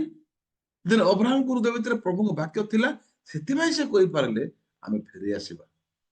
ଏବେ ଯାକୋବ ପାଖରେ କଣ ନାହିଁ, ସେଥିପାଇଁ ସେ ଦେଖୁଥିବା ବସ୍ତ୍ରରେ ରକ୍ତ ଲାଗିବା ବିଷୟକୁ ନେଇକି କାନ୍ଦୁଛନ୍ତି। ସେ ବର୍ତ୍ତମାନ ତାଙ୍କ ପାଖରେ ସେ ବାକ୍ୟ ନାହିଁ ଯେ ବାକ୍ୟ ପ୍ରଭୁ ଦେଇଥିଲେ। ଯେତେ ଯାକୋବ ଟ୍ରାଭେଲ କରୁଛନ୍ତି, ଯେତେବେଳେ ଆମେ ଯେତେବେଳେ ବଞ୍ଚୁଛୁ, ପ୍ରଥମେ ଆମର ହୃଦୟ ଭିତରେ ଦେଖୁଥିବା ସାମ୍ନା କରୁଥିବା ପରିସ୍ଥିତିକୁ ନେଇକି ଆମେ ଯଦି ହଇରାଣ ହଉଛୁ, এটা ପରିସ୍ଥିତିର ସମସ୍ୟା ନାହିଁ, ସମସ୍ୟା ମୋର ହୃଦୟର ସମସ୍ୟା। ଯଦି ରିଏଲି ଗଲିଆତ ଗୋଟେ ସମସ୍ୟାର କାରଣ, ଭୟ ଦେବାର କାରଣ ଥାନ୍ତା, ତାହେଲେ ଦାଉଦ କଣ ପାଇଁ ଭୟ କଲେ? ଗଲିଆତ ଠାରୁ ଯଦି ସତରେ ଭୟ ଆସୁଥିଲା, ଗଲିଆତ ଠାରୁ ଯଦି ସତରେ ଅନେକ ଗୁଡେ ମାନେ ହୋପଲେସ୍ ଆଶାହୀନତା ଆସୁଥିବାର ସର୍ତ୍ତ ଥିଲା, କାହିଁକି ଦାଉଦ ଭୟ କରେ ନାହିଁ? କାହିଁକି ଦାଉଦ ନିଜ ଆଡୁ ସାମ୍ନା କରିବା ପାଇଁ ଚାହିଁଲେ ଗୋଲିଆତକୁ ଲଢେଇ କରିବା ପାଇଁ? ଯୋଉ ସେଥିରେ କି ସାଉଲ ବର୍ତ୍ତମାନ ଭୟ କରିକି ଲୁଚୁଛି, ସେ କାହିଁକି? କାରଣ ଦାଉଦଙ୍କ ପାଖରେ ପରମେଶ୍ୱରଙ୍କର ବାକ୍ୟ, ପରମେଶ୍ୱର ଜୀବିତ ଥିଲେ ନା।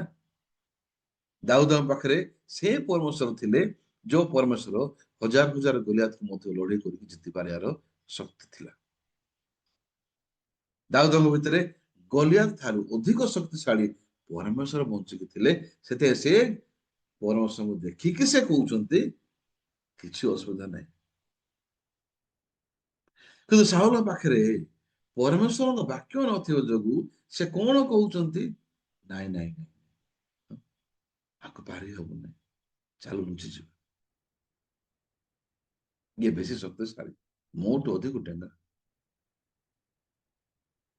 ହେଲେ ଦୁଷ୍ଟ କିଏ ଏବେ ଜାଣିପାରୁଛନ୍ତି ନା? ଦୁଷ୍ଟ ହଉଛି ସିଏ ଯିଏକି ନିଜର ଚିନ୍ତାକୁ ବେଶୀ ଗୁରୁତ୍ୱପୂର୍ଣ୍ଣ ଦଉଛି ବାକ୍ୟ। ଏଠି ଆମର ମାସିରିପଡାର ପାଷ୍ଟର ସୁଶାନ୍ତ ଅଛନ୍ତି। ସୁଶାନ୍ତ ପାଷ୍ଟରଙ୍କର ଚାଲି ଯଦି ଆପଣ ଦେଖିବେ, ମୋର ଚାଲି ଦେଖିବେ, ସମାନ କି?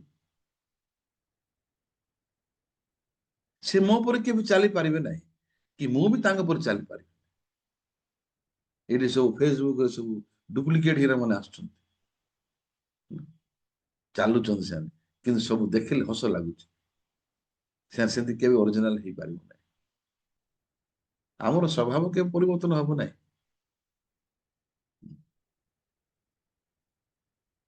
ଡାକ୍ତର କହିଲା ଚିକେନ ଖାଉ ନାହିଁ, ଡାକ୍ତର କହିଲା ରେଡ ମିଟ୍ ଖାଉ ନାହିଁ, ଆମେ ଜୋର ଜବରଦସ୍ତି ଖାଉନୁ ନା, ଆମର ହୃଦୟ ପୁରା ଚାଲିଗଲା ନ ଖାଇବା। ହୃଦୟରେ ଖାଇବା ପାଇଁ ଇଚ୍ଛା ଅଛି, କିନ୍ତୁ ଆମେ ଭୟରେ ଶରୀର ରୋଗ ଅଛି କହିକି ଆମେ ଚାପ ପକେଇକି ଆମେ ଜୋର ଜବରଦସ୍ତି ଖାଉ। କିନ୍ତୁ ହୃଦୟରେ ଇଚ୍ଛା ଅଛି ନା ଖାଇବା।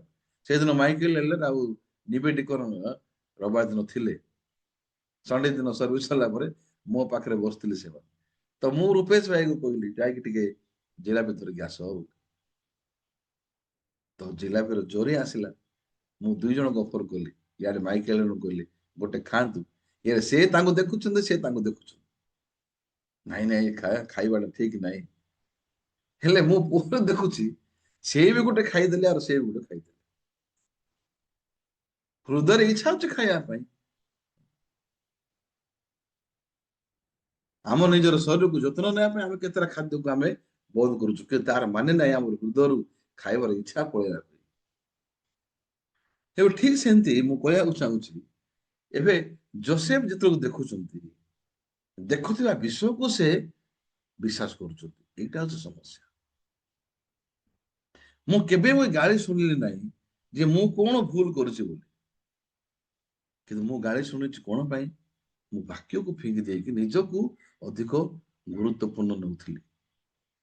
ବାକ୍ୟ ଠାରୁ ଅଧିକ ଗୁରୁତ୍ୱପୂର୍ଣ୍ଣ ମୋର ନିଜର ଧାରଣା, ମୋର ନିଜର ଚିନ୍ତା। ଯୀଶୁ କାହିଁ କାନ୍ଦିଲେ ମାର୍ଥା ଘରେ? ଯୀଶୁ ଯୀଶୁ କାନ୍ଦାର କାରଣ କଣ? ମାର୍ଥା ମରିୟମ ହୃଦୟ ଯୀଶୁଙ୍କ ବାକ୍ୟ ପଶୁ ନାହିଁ, ସେଥିପାଇଁ କାନ୍ଦୁଛୁ। ତେବେ ଯାକୁବଙ୍କ ଦ୍ଵାରା ଯଦି ଆମେ ପରିତ୍ରାଣ ପାଇଲା ପରେ ଆମର ଆତ୍ମିକ ଜୀବନକୁ ଯଦି ଆମେ ଦେଖିବା, ତାହେଲେ ଅଧିକାଂଶ ସମୟରେ ଆମେ ପରମେଶ୍ୱରଙ୍କ ବାକ୍ୟଠୁ ଅଧିକ ଆମ ନିଜର ପରିସ୍ଥିତିକୁ ଆମେ ଅଧିକ ଗୁରୁତ୍ୱପୂର୍ଣ୍ଣ ଭାବରେ ଅଧିକ ବଡ ମାତ୍ରାରେ ଆମେ ଭାବୁଛୁ।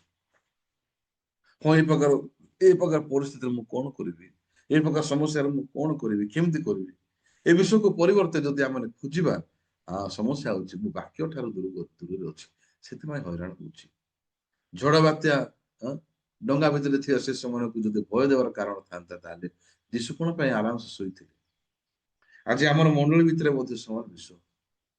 ଯଦି ଆମେ ପରିବେଶ ସାମ୍ନାରେ ଏ ବିଷୟକୁ ଯଦି ଆମେ ଚିନ୍ତା କରିବା, ତାହେଲେ ଅଧିକ ବିଷୟ ଗୁଡାକୁ ଆମେ ଜାଣିପାରିବା। ହଁ, ସତରେ ଆମର ହୃଦୟ ଭିତରେ ଆମେ ପରମେଶ୍ୱରଙ୍କ ବାକ୍ୟର ମାପଦଣ୍ଡକୁ ନେଇକି ବଞ୍ଚିବା ପାଇଁ କେତେ ଯେ ଗୁରୁତ୍ୱପୂର୍ଣ୍ଣ ବିଷୟ। ଏଇ ଦିନରେ ଯେତେବେଳେ ମଣ୍ଡଳୀ କିଛି ବିଷୟ କରିବା ପାଇଁ କହୁଛି ଆମମାନଙ୍କୁ, ମୋର ହୃଦୟ ଭିତରେ ଅନେକ ଗୁଡେ ହିସାବ କିତାବ ବାହାରି ଆସୁଛି। ଏଟା ହେଇପାରିବ କି ନାହିଁ, ଲାଗୁନାହିଁ, ସମୟ ବେଶୀ ଚାଲି ଯାଇଛି, ମତେ ହେଲା ପରି ଲାଗୁନାହିଁ।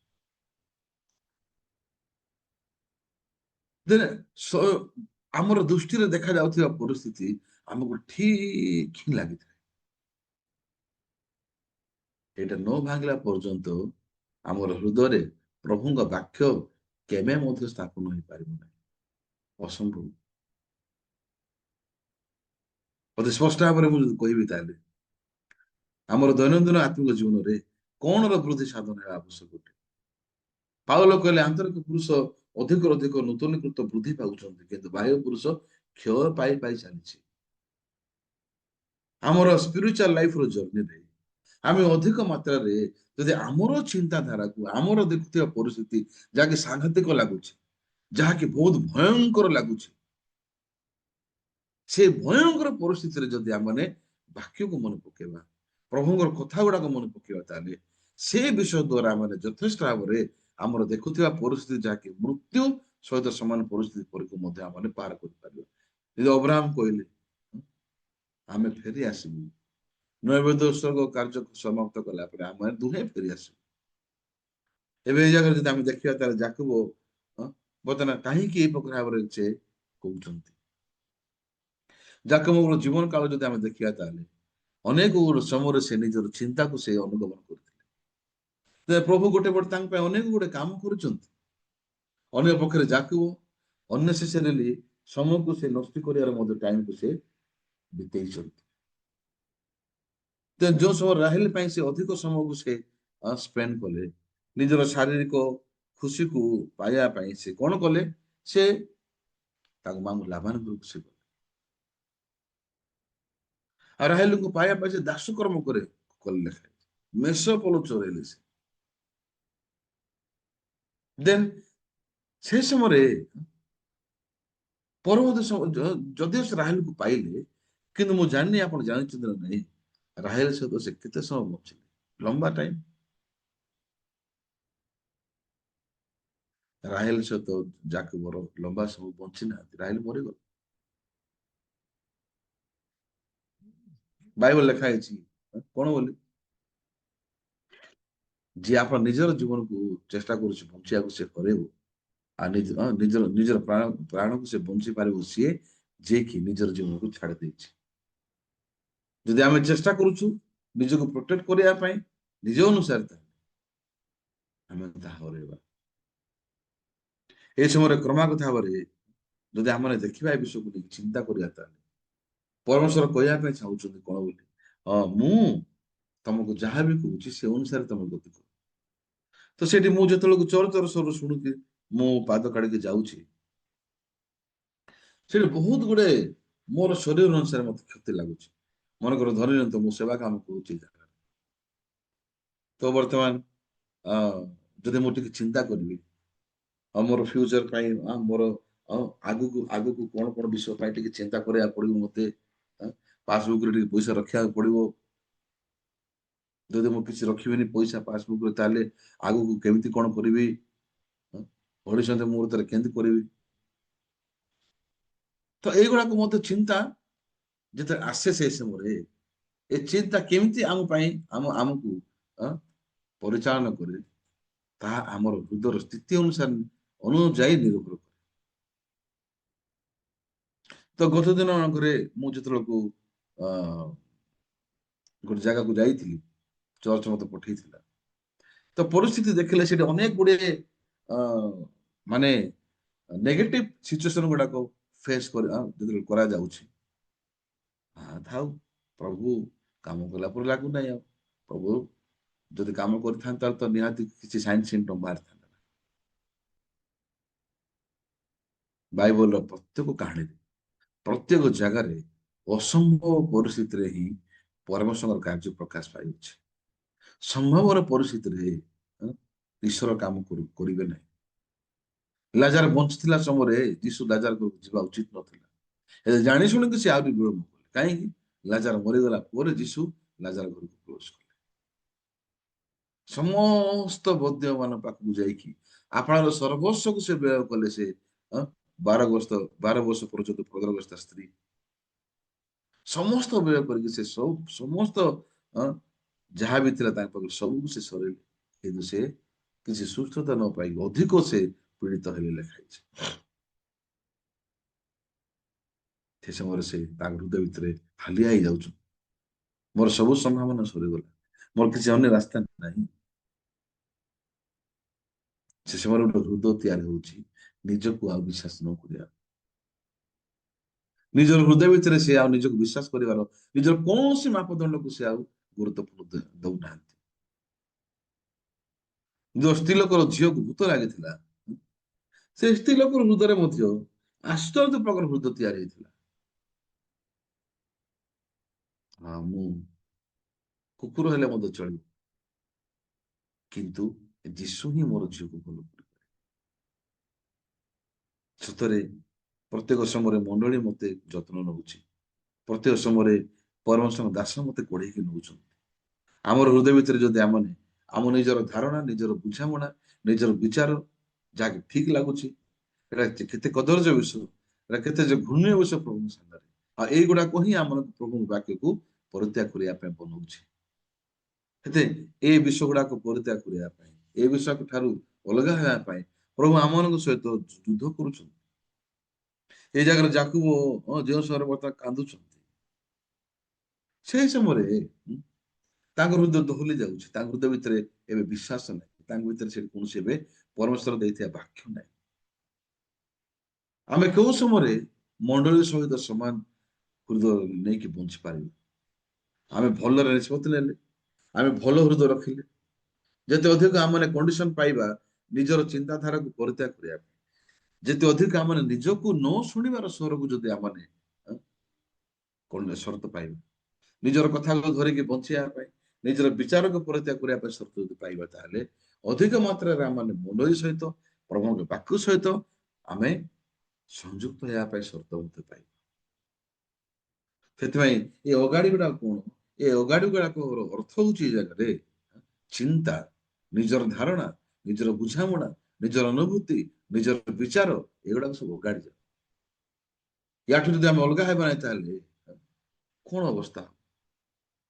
ଧାର୍ମିକ ହେଲା ପରେ ମଧ୍ୟ ଯଦି ଆମେ ନିଜର ଚିନ୍ତାକୁ ବାକ୍ୟ ଠାରୁ ଅଧିକ ଗୁରୁତ୍ୱପୂର୍ଣ୍ଣ ଦେଇକି ବଞ୍ଚିବା, ଚର୍ଚ୍ଚର ସ୍ୱର ଠାରୁ ଯଦି ଆମେ ଅଧିକ ଗୁରୁତ୍ୱପୂର୍ଣ୍ଣ ଆମ ନିଜର ଅନୁସାରେ ବଞ୍ଚିବା, ତାହେଲେ ପରମେଶ୍ୱର କେବେ ବି ଖୁସି ହେଇପାରିବେ ନାହିଁ। ପରମେଶ୍ୱର ଆମମାନଙ୍କୁ ଅନୁଯୋଗ କରିବା ପଛରେ ପରମେଶ୍ୱରଙ୍କ ପ୍ରେମ ଝରି ଯାଉଛି ଆମମାନଙ୍କ ଆଡକୁ। ସେଥିପାଇଁ ମୁଁ ଏଇ ଦିନକରେ ସେଠି ଯେତେବେଳକୁ ଆମେ ଆତ୍ମିକ ଭାବରେ କିଛି ବିଷୟ ଷ୍ଟେପ ନେଇଥାଉ, ପ୍ରଥମ ବିଷୟ ହଉଛି ଆମ ଶରୀର ଆମକୁ କେବେ ମଧ୍ୟ ଏଲାଉ କରିବ ନାହିଁ। ଆମ ଶରୀରର କାମ ହଉଛି ସଦାବେଳେ ପ୍ରଭୁଙ୍କ ବିରୋଧରେ ଯିବା ପାଇଁ। ଆମ ଶରୀରର କାମ ହଉଛି ସଦାବେଳେ ପ୍ରଭୁଙ୍କର ବାକ୍ୟର ବିପରୀତ ଅର୍ଥ କରିବା ପାଇଁ। ଆମ ଶରୀର ଆମକୁ ବନେଇବ କେବଳ ପରିସ୍ଥିତିକୁ ଦେଖିକି ଆମ ହୃଦୟ ଭିତରେ ପ୍ରଭୁଙ୍କ ବାକ୍ୟ ଠାରୁ ଦୂରକୁ ଯିବା ପାଇଁ। ଆଜି ଏ ଜାଗାରେ ଆମେ ଗୋଟେ ବିଷୟକୁ ଶିଖିପାରିବା, ହଁ, ଦେଖୁଥିବା ପରିସ୍ଥିତି କେବେ ସତ ନାହିଁ। ଦେଖୁଥିବା ପରିସ୍ଥିତି ଯାହାକି ସାଂଘାତିକ ଲାଗୁଛି, ଦେଖୁଥିବା ପରିସ୍ଥିତି ଯାହାକି ମୂର୍ତ୍ତି ପରି ଲାଗୁଛି, ସେ ଗୋଟେ ହିଁ ଆମକୁ ଉଦ୍ଧାର କରିପାରିବ, ପ୍ରଭୁ ଦେଇଥିବା ବାକ୍ୟକୁ ମନେ ପକେଇବା। ଏବେ ପାଷ୍ଟ ପାକ୍ ମଧ୍ୟ ଯେତେବେଳେ ତାଙ୍କ ପେଟ ଅଲସର ହେଇକି ବଥା ହଉଥିଲା, ଦେନ୍ ସେ କେମିତି ଭଲ ହେଇପାରିବ? ଡାକ୍ତର କହିଲେ ସେ ତମେ ଏଇଟା ଖାଉ ନାହିଁ, ସେଟା ଖାଉ ନାହିଁ। ପାଷ୍ଟ ପାକ୍ ଦିନେ ବିରକ୍ତ ହେଇଗଲେ, ମୁଁ ମିନିଷ୍ଟ୍ରି କରୁଛି, ପ୍ରଚାର କରୁ, କିନ୍ତୁ ଭଲରେ ଖାଇବି ନାହିଁ, ତାହେଲେ ମୁଁ କେମିତି ସୁସ୍ଥ ସବୁବେଳେ? ପରମେଶ୍ୱର ପାଷ୍ଟରଙ୍କୁ ମାର୍କ ପୁସ୍ତକ 11 ବାକ୍ୟକୁ ଦେଲେ। ସେ ବାକ୍ୟକୁ ସେ ବିଶ୍ୱାସ କରିକି ହୃଦୟରେ ଗ୍ରହଣ କଲେ। ଆଉ ତମେ ବିଶ୍ୱାସ କରିକି ଯାହା କିଛି ମତେ ପ୍ରାର୍ଥନା କର, ମାଗ, ତମେ ତାହା ପାଇଅଛ ବୋଲି ତମେ ବିଶ୍ୱାସ କଲେ ତାହା ପ୍ରାପ୍ତ। ପାଷ୍ଟର ପାକ୍ କହିବା ବାହାର କଲେ, ମୁଁ ସୁସ୍ଥତା ପାଇଛି, ମୁଁ ସୁସ୍ଥ ହେଇଛି।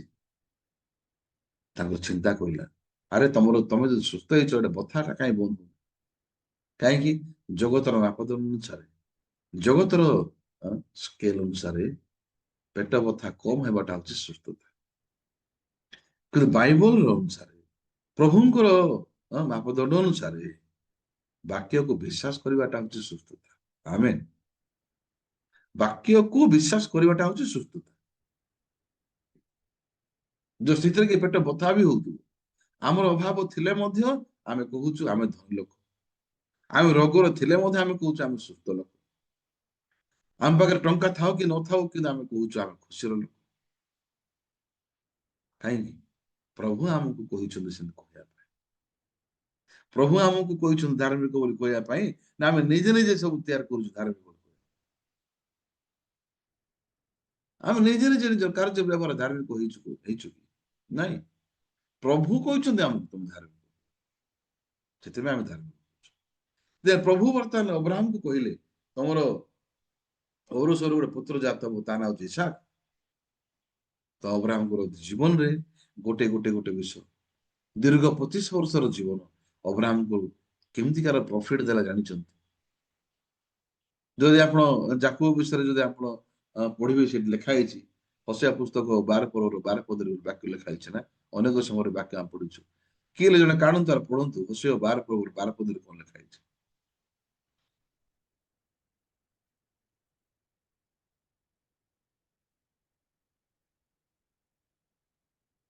12 ର 12।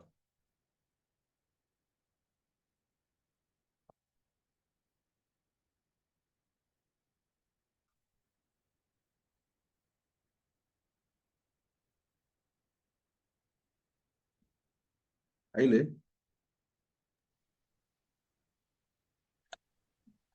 ପୁଣି ଯାକୁବ ଅରାମର ଦେଶକୁ ପଳାଇଗଲା ଓ ଇସ୍ରାଏଲ ଭାର୍ଯ୍ୟାର ନିମନ୍ତେ ଦାସ୍ୟକର୍ମ କଲା ଓ ଭାଗ୍ୟ ନିମନ୍ତେ ନିଷ୍ପତ୍ତି ରହିଲା।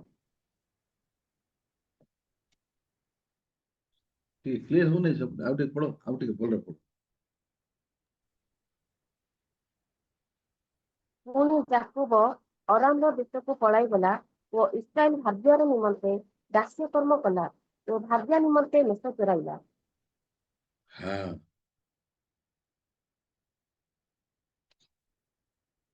କଣ ନିମନ୍ତେ ମେଷଚରରେ ଲେଖା ହେଇଛି? ଭାର୍ଯ୍ୟା ନିମନ୍ତେ, ନାଇଁ? ଅରାମ ଦେଶକୁ ପଳେଇଗଲା ଓ ଇସ୍ରାଏଲ ଭାର୍ଯ୍ୟାର ନିମନ୍ତେ ଦାସ୍ୟକର୍ମ କଲା ଓ ଭାର୍ଯ୍ୟା ନିମନ୍ତେ ମେଷ ଚରାଇଲା। କେତେ ବର୍ଷ? ଯୋଉ ଦେଖିବା ତାହେଲେ 14 ବର୍ଷ ବୋଲି ଆମେ ମନେ ପାଇବା, କିନ୍ତୁ ଟୋଟାଲ 20 ବର୍ଷ ବୋଲି ଲେଖା ହେଇଛି। ଦେନ୍ ମିନିମମ୍ 15 ବର୍ଷ ଯଦି ଆମେ ଦେଖିବା, 15 ବର୍ଷ ଯାକ ବର୍ତ୍ତମାନ ରାହେଲକୁ ପାଇବା ପାଇଁ ମେଷ ଚରେଇଲା, ଦାସକର୍ମ କଲା। ଏବେ ଅବ୍ରାହମ 25 ବର୍ଷ ପର୍ଯ୍ୟନ୍ତ, 75 ବର୍ଷରୁ 100 ବର୍ଷ ପର୍ଯ୍ୟନ୍ତ କେବଳ କଷ୍ଟ ପାଇଲା, ଲଜ୍ଜିତ ହେଲେ, ଲୋକମାନଙ୍କର ପ୍ରଚେଷ୍ଟା ଶୁଣୁଥିବେ। କେତେ ଲୋକକୁ ସେ କହିଥିବେ ପ୍ରଭୁ ମତେ ପ୍ରତିଜ୍ଞା ଦେଲେ, କାହିଁକି 75 ବର୍ଷ ପର୍ଯ୍ୟନ୍ତ ଛୁଆ ପାଇନଥିଲା। ଏବେ 75 ବୟସ ସମୟରେ ପ୍ରଭୁ ତାକୁ ପ୍ରତିଜ୍ଞା ଦେଲେ। 75, 76, 77, 78, 79, 80, 90, 91 ଏ ବର୍ଷ ମାନଙ୍କ ଭିତରେ ଅବ୍ରାହମ କଣ ହେଇଥିବେ? ତୁଚ୍ଛୀକୃତ ହେଇଥିବେ ନା। ଇଭେନ ତାଙ୍କ ପାଖରେ ତାଙ୍କ ପୁତ୍ର ଲୋଟ ମଧ୍ୟ ତାର ନାଁରେ କେତେ କଥା ହେଲେ, କେତେ କଥା ହେଇଥିବେ ନେଗେଟିଭ କଥା। ୟା ପଛରେ ଯାଇକି କିଛି ଲାଭ ହେଲା ନାହିଁ, ବେକାରଟାରେ ମୁଁ ଯାଇ ମୋ କାକାଙ୍କ ସହିତ ଆସିଲି। ପ୍ରଭୁ ପ୍ରଭୁ ବୋଲି କହିବା ଲୋକ କାହିଁ ପ୍ରଭୁ କାର୍ଯ୍ୟ କୁଆଡେ ଗଲା? ବୁଢା ହେଇଗଲା ଇଏ, ତାର ଆମର କାକି ମଧ୍ୟ ବୁଢା ହେଇଗଲେ, କି ଛୁଆ ବାହାରିବ? ୟା ସହିତ ରହିଲେ ପରେ ଖାଇବାକୁ ମଧ୍ୟ ପାଇବେନି। ଲୋଟ ଯଦି ସେମିତି କହିଥିବେ, ତାର ସରାଉଣ୍ଡିଂ ରେ ଥିବା ଲୋକମାନେ ଅବ୍ରାହମଙ୍କ ଆଡକୁ କେତେ ନେଗେଟିଭ କଥା କହିଥିବେ ନା ନାଇଁ? ହୁଁ? କିନ୍ତୁ ଏ 25 ବର୍ଷ ଅବ୍ରାହମଙ୍କ ପାଇଁ କଲରା ପିତା ଖାଇଲା ପରି ସମୟ ବିତେଇଥିବେ। କିନ୍ତୁ ଯାକୁବ ବର୍ତ୍ତମାନ ସେପଟେ 14-15 ବର୍ଷ ରାହେଲ, ଯିଏକି ସୁନ୍ଦରୀ ସ୍ତ୍ରୀ, ତାକୁ ପାଇବା ପାଇଁ ମେଷ ମଧ୍ୟ ଚରେଇଲା, ସେ ଦାସକର୍ମ ମଧ୍ୟ କଲା। ତାର ଫୋକସ ଗୋଟେ ଏକା, କେମିତି କରିକି ମୁଁ ଆକୁ ବାହା ହେବି, ରାହେଲକୁ କେମିତି ପାଇବେ ମୁଁ। କିନ୍ତୁ ଏ ଟାଇମ ସ୍ପେଣ୍ଡ କରିବାର ଆଉ ବର୍ତ୍ତମାନ ଅବ୍ରାହମ ଟାଇମ ସ୍ପେଣ୍ଡ କରିବାର ରେଜଲ୍ଟକୁ ଯଦି ଦେଖିବା, ଏବେ ଅବ୍ରାହମ କାହିଁକି କହିପାରିଲେ ଇସାକୁ ଧରିକି ଯାଇକି ମଧ୍ୟ ସେ କହୁଛନ୍ତି ଆମେ ଫେରି ଆସିବୁ, ତାଙ୍କ ହୃଦୟରେ ଇସାକ ମରିବ ନାହିଁ କହିକି ଅବ୍ରାହମ କେମିତି ଜାଣିପାରିଲେ? କିନ୍ତୁ ଯାକୁବ ବର୍ତ୍ତମାନ କହୁଛନ୍ତି ନା ମୋର ପୁଅ ମରିଗଲା, ଯୋସେଫ ମରିଗଲା। ଯୋସେଫ କଣ ପାଇଁ କହିପାରିଲେ ନାହିଁ ବିଶ୍ୱାସର କଥା? ଭାଇ ଭଉଣୀ ମାନେ, ଆମେ ଯଦିଓ ଚର୍ଚ୍ଚରେ ସିନିୟର ହେଇକି ରହୁଛୁ କିନ୍ତୁ ଆମେ ସିନିୟର ସିନିୟର କହିକି ଆତ୍ମିକ ଜୀବନ ପଛରେ ହେଇଯାଏ, ପଛରେ ପଛରେ ଯାଉଛୁ।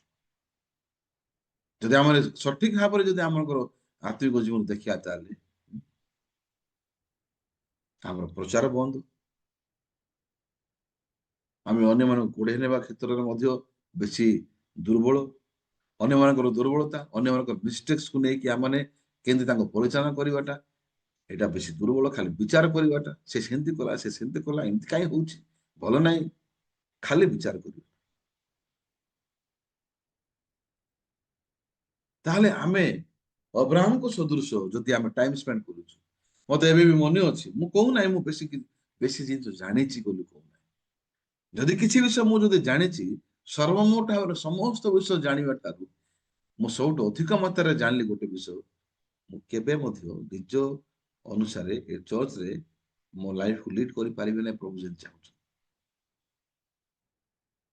ପାଷ୍ଟର ମାନଙ୍କ ବିନା, ସହଭାଗିତା ବିନା, ଚର୍ଚ୍ଚର ଗାଇଡାନ୍ସ ବିନା ଇମ୍ପସିବୁଲ, ମୁଁ ଏଇଟା ନିଜର ହୃଦୟରେ ଚିନ୍ତା ବି କରିପାରିବି ନାହିଁ ଯେ ମୁଁ ସଠିକ ଭାବରେ ବଞ୍ଚି ପାରିବି। ଏବେ ଅବ୍ରାହମଙ୍କର ଲାଇଫରେ ଅବ୍ରାହମ ଯେତେବେଳେ ଷ୍ଟ୍ରଗଲ କଲେ, କଷ୍ଟ ପାଇଲେ, ଲଜ୍ଜିତ ହେଲେ, ଦୁଃଖଗ୍ରସ୍ତ ହେଲେ, ବେଶୀ ଭଲ ସେମିତି ହେବାଟା। ଏବେ ଆମର କୋଉ ପାଷ୍ଟର ମାନେ କାମ ବେଶୀ ଅଧିକ କରିବା ଫୋକସ ପରିବର୍ତ୍ତେ ଅଧିକ ଶୁଣିବାଟା, ଅଧିକ ପାଷ୍ଟର ସିନିୟର ପାଷ୍ଟର ସହିତ ଜଡିତ ହେବାଟା, ଅଧିକ ଶିଖିବାର ହୃଦୟ, ଅଧିକ ଶୁଣିବାର ହୃଦୟ ଯଦି ଶିଖିବ, ତାହେଲେ ପରବର୍ତ୍ତୀ ସମୟରେ ତମେ ମଧ୍ୟ ଅବ୍ରାହମ ପରି କହିପାରିବ ବିଶ୍ୱାସର କଥା। ଯଦି ଆମେ ଯାକୁବ ସଦୃଶ ଅଭିଳାଷ ପଛରେ ଯିବା, ମୁଁ ଖରିଆରେ ଥିବା ସମୟରେ ମୁଁ ଏ ଫୋନ ଗୁଡାକ ମୁଁ 3 ଦିନ, 4 ଦିନ, 5 ଦିନରେ ମଧ୍ୟ ଫୋନ ଚେଞ୍ଜ କରିବା, କଣ ପାଇଁ ମୁଁ ଏମିତି ହେଇଗଲି ମୁଁ ଜାଣିପାରିଲିନି। ପାଷ୍ଟର ମତେ ଏମିତି ଗାଳି ମୋର ରିପୋର୍ଟ କଲା।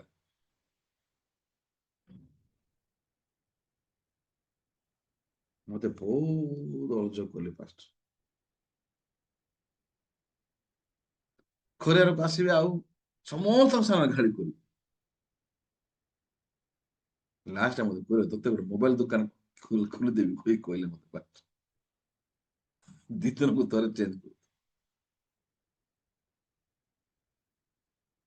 ମୁଁ ଯେତେବେଳେ ମନେ ପକଉଛି, ମୁଁ ଈଶ୍ୱରଙ୍କୁ ପାଉଛି, ଈଶ୍ୱର ମତେ ଏମିତି ବନେଇଲେ, ସେ ସବୁ ମୁଁ ବି ଜାଣିପାରିଲି ନାହିଁ। କିଛିଟା କିଛିଟା ତ ବିଷୟ ମୋ ଲାଇଫରେ ପରମର୍ଶ ଭାଙ୍ଗିବା ପାଇଁ ୟୁଜ କରିବା ଦରକାର ନା। ମୁଁ ସଦାବେଳେ ପରଫେକ୍ଟ ହେଇକି ବଞ୍ଚିଲି, ପ୍ରଚାର, ମୁଁ ଖାଲି ପ୍ରଚାର କରୁଛି। ସୌରଭର ପ୍ରୋବ୍ଲେମ କିଛି ଭୁଲ ପ୍ରକାଶ ପାଉନି, ଭଲରେ କାମ କରିବାଟା ମଧ୍ୟ ବଡ ସମସ୍ୟା। ଆମେ ବହୁତ ଦିନ ପୂର୍ବରୁ ଆମେ ବ୍ରହ୍ମପୁର ଦିନେ ଫେରୁଥିଲୁ, ବ୍ରହ୍ମପୁର ଦିନେ ଫେରୁଥିଲୁ ତ ପାଷ୍ଟର ଜିପରେ କାରରେ ବସିଥିଲେ, ପଛରେ ହାଉ ଇଜ ହି, ସେ କେମିତି ଅଛି, ସେ କେମିତି ଅଛି। ସେ ବେଶୀ ଭଲ ଅଛି pastor, Hi is very good କହିଲା ପାଷ୍ଟର କହିଲେ that is the big problem that Hi is very good. ସେ ବେଶୀ ଭଲ ଅଛି ସେଟା ଏକା ସମସ୍ୟା ତାର। ବର୍ତ୍ତମାନ ଆମେ ମୁଁ ଯେତେବେଳେ ବଞ୍ଚୁଛି ଜିଓ ଦେଇକି ଚର୍ଚ୍ଚରେ ଅଧିକ ମାତ୍ରାରେ ଗାଳି ଶୁଣିବାର ଦିନ ଏବେ ନାହିଁ ଆମ ଲାଇଫ। ଯେମିତି ପାଷ୍ଟର ଗାଳି କରୁଥିଲେ, ଏବେ ଆମର ଫ୍ରିଡମ ଅଛି, ଆମେ ଯୋଉଟା ଇଚ୍ଛା ମଧ୍ୟ କରିପାରିବୁ, ଯାହା ବି ଇଚ୍ଛା କରିପାରିବୁ ଆମେ। କିନ୍ତୁ ଯଦିଓ ମୁଁ ଦୁର୍ବଳ ବର୍ତ୍ତମାନ ମଧ୍ୟ, ମୁଁ ଏମିତି କହୁନି ଯେ ମୁଁ ପରିବର୍ତ୍ତନ ହେଇଗଲି, ମୁଁ ବେଶୀ ଆକ୍ଟିଭ ହେଇଗଲି। ଏବେ ମଧ୍ୟ ଶାରୀରିକ ଅଭିଳାଷ ଅଛି ମୋ ପାଖରେ, ଏବେ ମଧ୍ୟ ଅନେକ ଗୋଟେ ଦୁର୍ବଳତା ଅଛି ମୋର ଶରୀରରେ। କିନ୍ତୁ ଏତିକି ଗୋଟେ ବିଷୟକୁ ମୁଁ ଫିଲ୍ କରିପାରୁଛି, ପରମେଶ୍ୱରଙ୍କ ଦାସ ମତେ ଗୋଟେ ଲାଇନ ଦେଇଛନ୍ତି, ଏ ଲାଇନ ଭିତରେ ମତେ ବଞ୍ଚିବା ପାଇଁ ନିହାତି ଜରୁରୀର ଚେତା ଆସୁଛି ଚର୍ଚ୍ଚରୁ। ଯଦି ମୁଁ ମିଛ କହିବାଟା ଯଦି କହିବି, ମିଛ କହିବି ମୁଁ, ମିଛ କହିଲେ ମୋର ହୃଦୟ ଅନ୍ଧକାର ହେଇଯାଉଛି, ସତ କହିଲେ ମୁଁ ବ୍ରାଇଟ ହେଇଯାଉଛି। ତାହେଲେ ଛୋଟ ଛୋଟ ବିଷୟ ଗୁଡାକ ମଧ୍ୟ ଯଦି ଆମେ ପରମେଶ୍ୱର ସ୍ଥାନରେ ସମାଧାନ କରିବା ମାନେ ଆମର ଦୈନନ୍ଦିନ ଜୀବନରେ, ତାହେଲେ କେତେ ସୁନ୍ଦର ହବ ଏ ବିଷୟ। ଏବେ ଯାକବ କଣ ପାଇଁ ବସ୍ତ୍ର ଦେଖି କାନ୍ଦୁଛ ଜାଣିଛନ୍ତି? ତା ବ୍ୟାକଗ୍ରାଉଣ୍ଡ ଯଦି ଦେଖିବା ତାହେଲେ 14-15 ବର୍ଷ ପର୍ଯ୍ୟନ୍ତ ସେ ଅଭିଳାଷରେ ମାତା ଲାଗି ରହିଲେ, ଖାଲି ରାହିଲେ ରାହିଲେ ରାହିଲେ ଖାଲି ସେ ହେଲେ। ଯୋଉ ଅବ୍ରାହମ ବର୍ତ୍ତମାନ ତାଙ୍କର ଜୀବନରେ କାନ୍ଦିବାର ସମୟ, ଆଣ୍ଠେଇବାର ସମୟ, କଷ୍ଟ ପାଇବାର ସମୟ, ଦୁଃଖ ପାଇବାର ସମୟ, ଲଜ୍ଜିତ ହେବାର ସମୟ। ସେଦିନ ପାଷ୍ଟର ଆମକୁ କଣ କହୁଥିଲେ, ମୁଁ ଡାଏରୀରେ ଲେଖିଛି ଜାଗାରେ, ଆମର ପାଷ୍ଟର ଲିଗ୍ ଆମକୁ ପ୍ରଚାର କଲା ସମୟରେ କହୁଥିଲେ ଯେ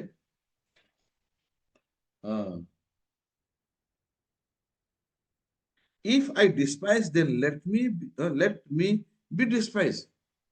ମୁଁ ଯଦି ତୁଚ୍ଛୀକୃତ କରାଯାଉଛି ତାହେଲେ ଭଲ ହବ ମୁଁ ତୁଚ୍ଛୀକୃତ କରାଯାଉ।